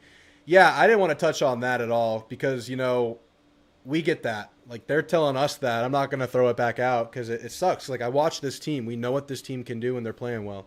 So, I let Noble do it. That's Noble's prerogative. It's because of how bad we played SC and TU. Yeah, it's the recent sample size. It's like people's analysis for A&M from afar is like, well, they played well, but then when they played Texas, they lost, and that's it. That's like the analysis. So hopefully it's not that simple. BTTS, you're all good. We got you back. Chappelle's on. Tony's been great. Yeah, I think we have as good a chance as anybody to go up against this receiver core and be able to be a little bit more aggressive with the blitzes and getting to Beck. I would trust these guys at this point. I would at least trust it for a while and see how it goes. We have to make tackles. Safety tackling is so huge when they go wildcat in the running game. I mean, Pringle can get to that 3rd level. So, Lightning Elk said, I looked at the running backs. Fletcher and Pringle are pretty good, y'all. That wide receiver room from Miami is good also. Oh, you're talking about CJ Daniels. Yeah, he's good. He should be back after injury. Yeah, I see what you mean. Who do I think the X factor in this game would be? I think just by definition, the X factor is Moss because we don't know what we're going to get from him, and he can be such a difference maker. But there's a ton of X factors, man. It can be Howell. I mean, Howell can be a great equalizer out there. It could be a Dalton Brooks making big plays. It could be Sanford. These guys have turned up to be pretty big, like disruptors or ball hawks at times. A lot of those guys on defense can make it happen. But I think it's Moss. I think you should go with Le'Veon Moss and what his ability is. Bussy housing a return would be cool. I mean, yeah. I went crazy when he did it against Notre Dame, even though it got called back. Marcel's ratio wasn't bad against TU. It was those awful interceptions. Yeah, the 2 interceptions late didn't give you a chance when you still were alive. I will file a lawsuit if Moss doesn't play. I think he's going to play, man, but I'm praying. Super excited to see Scooby and Bryce back as well. I think it'll help with the run D a lot. Scooby is going to be huge. I mean, good player, but also just getting depth to the linebacker position because we don't want these linebackers tired at ends of games like we've been seeing. Our kicking game is sorry. Yeah, I know. Just got back from VB, beat the hell out of everybody. Volleyball? You were there? Were you at volleyball? Is that what you're saying? That's awesome, man. Good to see you, McMurky. All right, let's move these calls along. Jay, Paul, man, we're 2 nights away. How are you feeling, sir? Okay, so Primo, man, I'm nervous if I'm going to be honest with you. I mean, it's a high-stakes game against a really good team. Yeah, you're right to be nervous. Well, I mean, I've had some time this week to look over some tape and actually check out some stats as well, and I'm right there with you. I think everyone kind of knows what the keys are, right? Obviously, our safeties have to tackle. Yes. I mean, they've got to be much better, right? And not just better, they have to be a lot better. Yes. I think I was looking at their missed tackle. Yeah.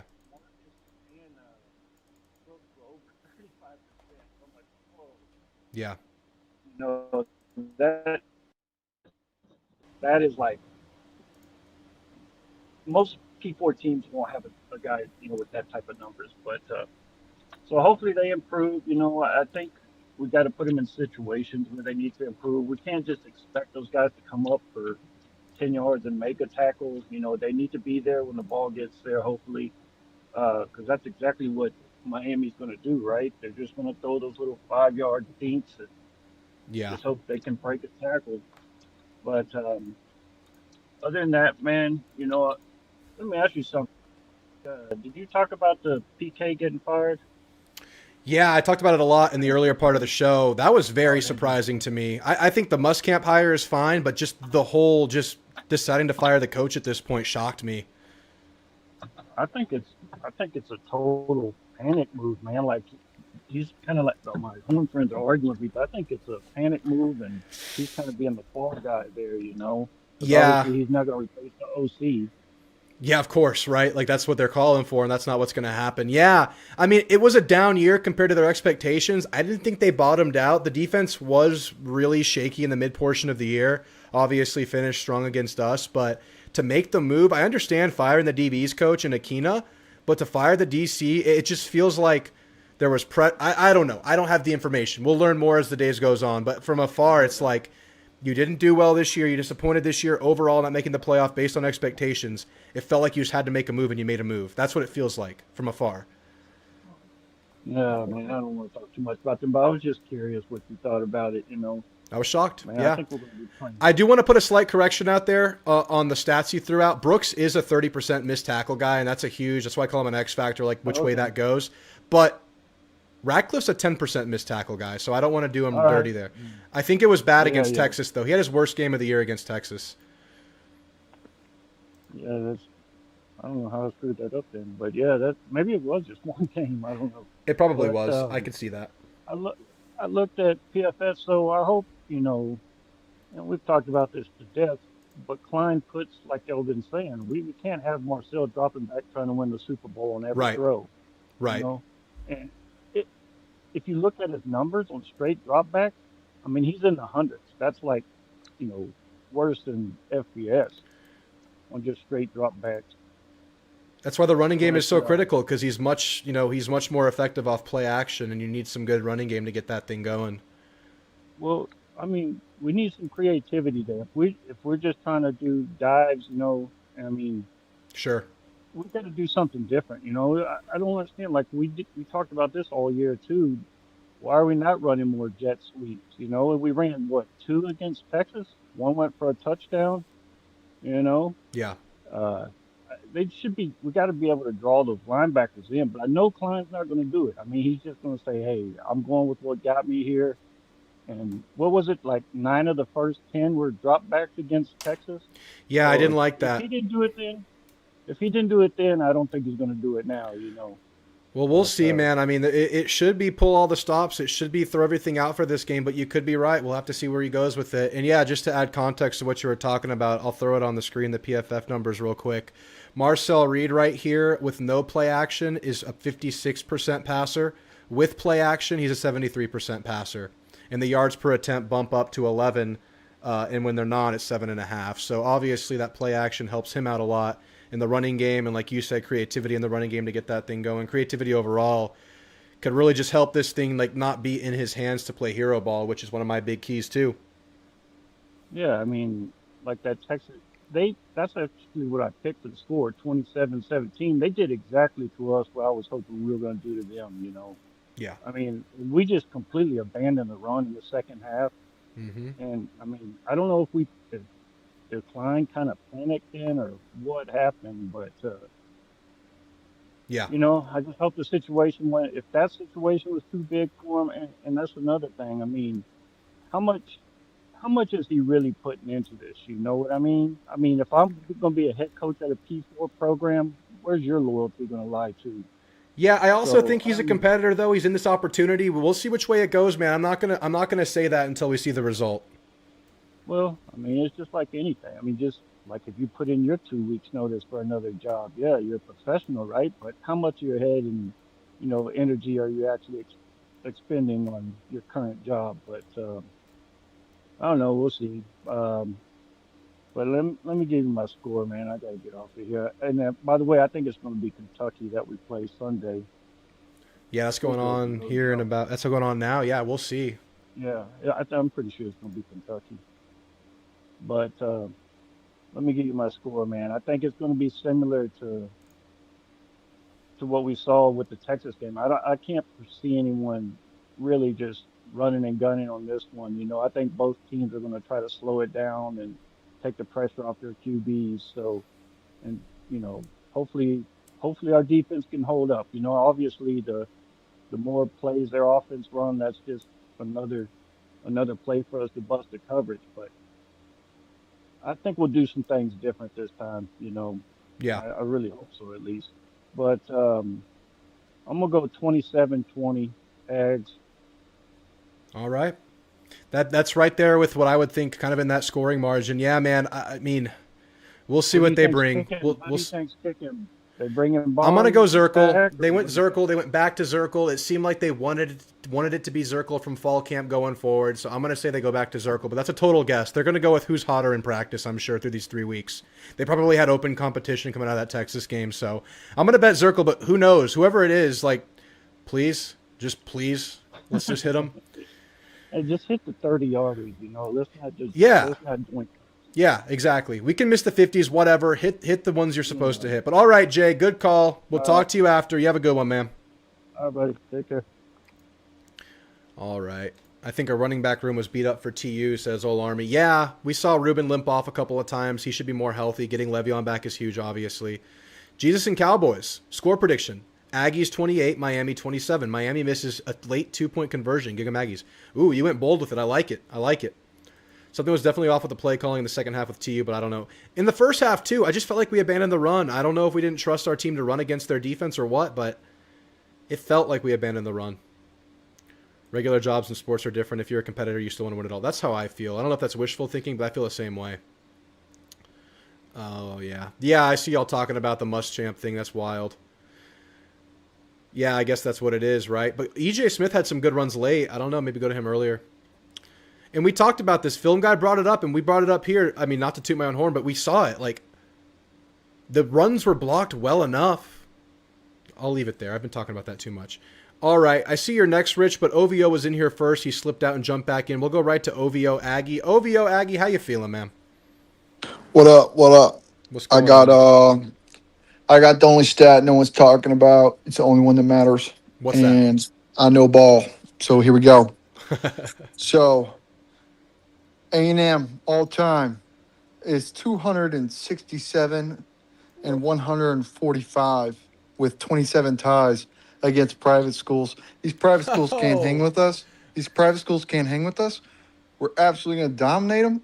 And Johnny Manziel's walking out there with both of the Cavender twins after it's over. Oh, my. Wraps. One on each arm. Let's go. It's the private school curse. It's just we got big old A&M here and everything behind it against the little private school. That's the deciding force. That's it. I love it. No one's talking about that. There's a bunch of private school uniform wearing, no good for nothing. And we're going to beat the ever-living, whatever they say. We're going to do it. And y'all be sure to follow me. I'm OVO Aggie on Twitter. And love y'all. Y'all have a great night. Wait, what's your score prediction? Score prediction. Need it. Dude, Ags by a million. The private school kids ain't doing nothing. Okay, I'm just writing Ags by a million. All right, OVO Aggie. I love it. You have a good one. Good stuff. That we didn't attack the private school angle. I guess we should have. I guess we should have covered all bases. We'll go right into Rich, man. How we feeling, Rich? Good to hear from you, man. Good to hear from you too. I'm doing well, thank you. Yes, sir. We're 2 nights out, man. You confident? You nervous? Where are you at? I'm confident. I'm happy. Like, nerves are great, but I'm not playing. Like, we're in the playoffs. Like, we're here. Yeah. We're here. Just be excited. I'm going to be at the game, so I'm really pumped up about that. But just, I think, like, I hear it. I do hear these, like, these little voices around of this old battered Aggie syndrome coming around just because where we're at, and I'm just kind of like, sometimes I get a little disappointed in the fan base a little bit, and it also honestly disappoints me more that, like, we're 2 days from a playoff game and people are bringing up a defensive coordinator hire from TU. Like, why that should not even be a topic of discussion right now. So 1, drop that. 2, we went 11-1. We also got to look at the context here. And the stat that I'm going to pull up is, I think, the only stat that matters, not the private school thing, because let's be real. Trinity, Rice, these are all private schools. They're not good at football. That record doesn't mean anything. What does matter is that in the last 2 seasons, when Le'Veon Moss is healthy, we are 13-1. Yeah. When he's not, we're 6-5. So give me a stat there. We need to understand what that means. What that means is that, yes, there's not one player that controls this offense like, you know, some Heisman's in the past and things that some teams, it's just all about one guy. This is a full team, and we need the full team. We got Craver fully healthy. Casey has severely stepped it up while he's been limping around. We got Ruben Owens. We got our stable that's doing well. But, again, going back to this stat, Le'Veon Moss is a game changer. Yeah. Yes, we talk every time he's not playing. What do we talk about? A&M abandoned the run. They abandoned the run. You know why? Because once every, 6 to 8 runs, Le'Veon just breaks out. And so it seems like we don't abandon the run, but it's because he doesn't allow us to. He allows us to move the chains with him. Sometimes we don't get that. At the end of last year, Amari Daniels just didn't have it to consistently move the chains. Nothing against Amari because he is such a situational back. Ruben is a great back. I still think he needs next year. Let's talk about next year on the impact of he's a starter, absolutely, but Le'Veon is a game changer. And on top of that, you want to talk about our defense. Scooby Williams, super athlete. With Scooby Williams in the mix in our linebacking core, what do we need to do? I've gone back and forth with what the one key to the game is for us. And I keep going back and forth. I'm not sure which one to pick. Whether it's what's going to be the key to the game is Malachi Toney, we need to stop. Yeah. Just like the LSU game, what was it? Travion Green or... Yeah, Trey Green, tight end, yeah. We needed to stop him. We didn't fully stop, but we contained him when we needed to. Malachi Toney's the same way, but the other one is we need to plug the run. Yes. They don't have a good run offense. And the reason I keep going back on those two is because I feel like if we stop the run, they're going to rely way too much on Malachi Toney, and I think we're gonna be on that. If they're able to run the ball, I really feel like they're going to pick us apart with Malachi Toney dropping over the middle, quick slants, quick outs, quick screens, only if they're able to run the ball. So that's why I think Malachi Toney's probably the freshman of the year. Yes. But if we could stop the run, I don't see him having a shot. It's so huge, man. I've been talking about it all week too. It's like that run game. They're not an elite running team. They do lean on the run. They use the run. They've gotten better over the year. But it's not the kind of running offense that is supposed to just go pop all over you. And you can't let that be the case today or this Saturday because that just changes the dynamic for them. So the discipline has to be there. Scooby will play a big role. I'm looking at Radcliffe and Brooks to support the run well because when they go Wildcat with Toney, they're going to have extra blockers and those safeties are going to have to step up and make tackles. So tackling, fits, all of that stuff. I mean, it's not the elite run offense that you've seen, but it's one that if you're not minding your P's and Q's can sting you. So it's so huge, man. Yeah. It's going to be a fun game. I think a great matchup. I really do feel like Kyle Field is going to be a big difference in this. And I don't mean that in it's going to come down to the last play and we win or we lose. I think it's just going to be really tough for them. Oh, wow. Because I do feel like little things are going to help the run. I do feel like Scooby's going to help the run. And if we do that, I just see this going long third down opportunities for Miami. And that's our biggest strength is those opportunities. And then I honestly, I don't even think Le'Veon Moss needs to have an MVP game. I think he just needs to average 4.5 yards per carry, them being able to move the ball and Marcel Reed just to not be under that pressure. And I think that's what Moss does. I really think Moss, for good defensive coordinators, they pay attention to him. Yes. And I think that gives a little bit of extra, like, not, and whether it's time or whether it's, bringing some guys more in the box, but Marcel Reed just does better and feels more comfortable when we got a guy like Moss that you have to worry about just shoving 4 yards at any given moment up your ass. Yeah, 100%. And, the way you're saying, like, he forces the attention of defenses, like that schematically, and just the attention a player like that draws from the brains out of there on the field. That's probably why he's playing so coy with saying, oh, he's just going to play. You don't want them to have that information. You want them to be wondering, looking over their shoulder and see if number 8 just trots on out there on Saturday. But I think he's in a good place, man. Even if you get like 8 to 10 reps from him, those could be massive. So we'll see what happens. All right, Rich, what's your score prediction? 34-20. I've been stuck on it. I think the Aggies go up early. They maintain the lead, and I think there's just like an extra touchdown at the end that just kind of solidifies it. Not a blowout, but I don't think it's a game that Miami ever feels like they got the upper hand in. That'd be awesome, man. We would feel so good going to that next one after that. All right, Rich. The next time we talk will be after this one. I hope it's a great conversation then. I hope we're feeling great. Maybe I'll run into you at Kyle Field. You enjoy the game, man. It's going to be epic. It's going to be awesome. We have playoff freaking football coming up, man. It's going to be so much fun. You have a good one, Rich. Thanks for the call. You too, Drew. Thanks. All right, good stuff from Rich. All right, I'm going to go ahead and close down the phone lines real quick. Noble, I'm going to get out of here. I do have to get going. Oh, Panthers fan jumped in. He's been asking to call. We'll take a Panthers fan call. Noble, I'm going to get out of here. I'm not going to do the national stuff since I forgot. I already made my picks for those games. But we'll just take Panthers fan and we'll get out of here.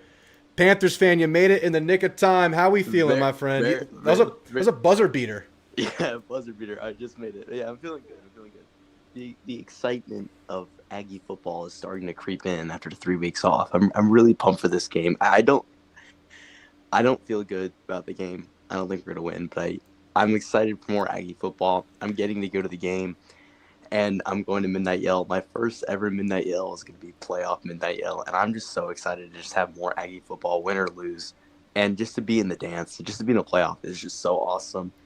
And to be looking at like all these teams playing in bowl games, and that's not us. We're in the playoff, and that just makes me so happy just to say that. This season has been completely magical, whether we win the whole darn thing or lose 56-0 in round 1. I'm just happy to be here. Well, I like where your head's at, but I'm not liking where you're picking, man. Okay, you got to talk to me here. I know you're as big an Aggie as there is out there, and you're picking the loss here. Talk to me about that, and talk about how they can maybe make you wrong. Okay, so the way they can make me wrong is by winning at the line of scrimmage defensively. I think that our defensive line has kind of struggled this year when we faced elite offensive lines, which we haven't faced very many of them. But Cassius Howell, he really didn't do a whole lot against Texas, and that really concerns me about how we didn't scale our performance against an elite team just across the board. But the defensive line in particular did not get enough pressure on Arch Manning. And Miami, number 1 in pressure rate allowed. Their offensive line is so good in pass pro. So if we're able to flip that, if we're able to get 4 sacks on Carson Beck, I think we'll win this game, because I think that will help that will make their offense stall, because Carson Beck, he's a take what you can give, take what you give me. He makes the right decision. Miami's really good at attacking up the seam, which is another reason I think Miami's going to be able to score, is because we give up a lot of those big plays we see are up the seam, especially against Texas. Is like that backbreaker to the tight end, that was just right up the seam. So yeah, and those were a lot. Those were miscommunications by the secondary. Those were switch releases where we made bad choices there. You have to be solid there. But this crowd in here is going to want me to hype them up here before we get out of here. So I'm gonna counter. I'm gonna say what else we can do that'll add to your path to winning here, even though you're picking the loss. I think some of A&M's DBs can match up man-to-man and on islands with some of their receivers. Outside of Malachi Toney, however, I think we have a really good nickel to do battle with him. I think to generate pressure here that this A&M defense will feel somewhat confident to bring bodies, to show bodies, to bring blitzes. I think these receivers can be beat by these DBs who, they've had some mistakes this year, but I think overall have been solid in coverage. I think they're going to have some faith in these guys in this game to let them go and really bring some heat to Carson Beck to where you're not just sitting back and relying on only Cassius Howell. I think versus Texas, they were able to block him up, but I think they're going to bring the heat this game. I think we're going to see as creative and as multiple blitzes we've seen all year against this group, because that is the key to Carson Beck right there. Get him under pressure. He's not quick-footed. They'll run him a couple times a game. He will scramble if it's obviously there. But in terms of evading, that is not his thing. If you get there, you can get him. And I think A&M brings it because of faith in this DB group against that receiver core. And again, Tony's special. Tony's different. Tony's elite. But come on, it's a senior, 6th-year nickel that was so important to this defense you got back in Tyreek Chappelle. Let's put him to work. Yeah. Let's have a Tyreek Chappelle legacy game. Yeah, Tyreek Chappelle, this could be his last game ever. He's going to be wanting to play well for that draft stock to maybe get a chance in the NFL. So, and I do think he's up to the task against Malachi Toney, but it's not just Malachi Toney. CJ Daniels is really good. Their other receiver, I'm blanking on his name. He's really good too. Marion, yeah, and I'm saying I think we can D those guys up a little bit, but we'll see. Yeah, we'll see. And then on the offensive side, it's great that we have Moss back. He has had a lot of success against really good defensive fronts. He was having a really good game against Florida before he got hurt. He had an amazing game. I think his career high was against Auburn this year. And Auburn, they went 5-7, but they got a really nasty defensive front. So as good as... Uh-oh. Panthers fan, your phone might have fallen asleep. Touch the screen. I think we lost you. This game, but if we see Marcel Reed having to win the game himself, I don't feel very confident because this Miami secondary is still really good. And no one talks about the Miami secondary because of how good the defensive line is, so they get all the attention. The Miami secondary is still really good too. And while I do think Craven Concepcion can make some plays here, just as far as play in, play out, consistently moving the ball downfield with no play action is just not going to be a place where you want to live with Marcel Reed. But if we can get that run game going, that opens everything up. And then you can kind of start to get into a game that's like Notre Dame, where even if the defense doesn't play well, we can just keep up with them with the track meet. But I think it will be a bit of a tough sledding running the ball. But if we do run the ball, which I'm cautiously optimistic that we might be able to run the ball with Le'Veon Moss back, then we can start to see a track meet in where I think A&M can start to pull even a little bit, and we can just let our skill players just make big plays where they do have a slight advantage over this Miami secondary in space. And I think we could win a game that's like 45-42. I think we could be looking at a game like that. I don't think that's going to happen, though. So my score prediction officially is going to be 35. I commented 35-21 the other day. I'll say 35-28. I'll say a little bit closer. Now I've moved a little bit closer to the Aggies in the last couple of days. So I'll say 35-28 Miami. So, but hopefully, praying I'm wrong.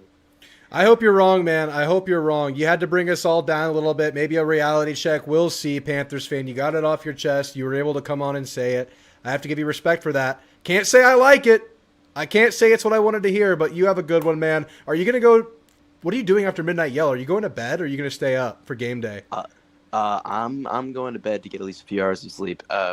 We're still kind of in limbo on whether or not we're going to go to game day, but I kind of want to go to bed and get some sleep. I've never been a guy who's like, oh, let's go to game day. I'd rather go to Yell and then get some sleep and then go to the game. But yeah, I'm going with my brother. He wants to go to game day, so we're still trying to work that out. But, All right, man. Well, enjoy it. It's a once-in-a-lifetime experience. Have fun with it. I hope you're wrong. You have a good one, Panthers fan.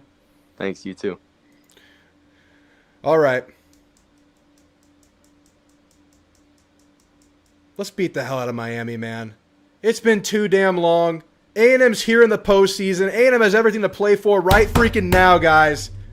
Let's go out there and play a damn good football game. These guys are capable. These guys are ready. They have the bodies. They have the defensive backs. They have the pass rush. They have the quarterback, running back, offensive line, and receivers. You have what it takes to beat Miami and beyond. You just got to go play a good football game. You're one good afternoon away. One good afternoon away from getting on the right track here. There's a lot of wins available for A&M still on this season with the teams that we know are there looming. Let's just go get it, guys. Let's go freaking get it right here, right now. And the next time I talk to you guys, right after the game, I'll be smiling. All right? When my ugly mug is on that screen and I'm sitting there 10 yards away from a margarita as I consistently am after Aggie wins, I'll be smiling. And I'll be talking to you guys about how the Aggies just put belt to ass in Kyle Field. and that's what we're going to do to him, Mags. Guys, I'll see you on the other side. Great show today. Great callers. Great everything. Let's go beat the ever-living hell out of the Miami Hurricanes, guys. I'll talk to you soon. Gig 'em.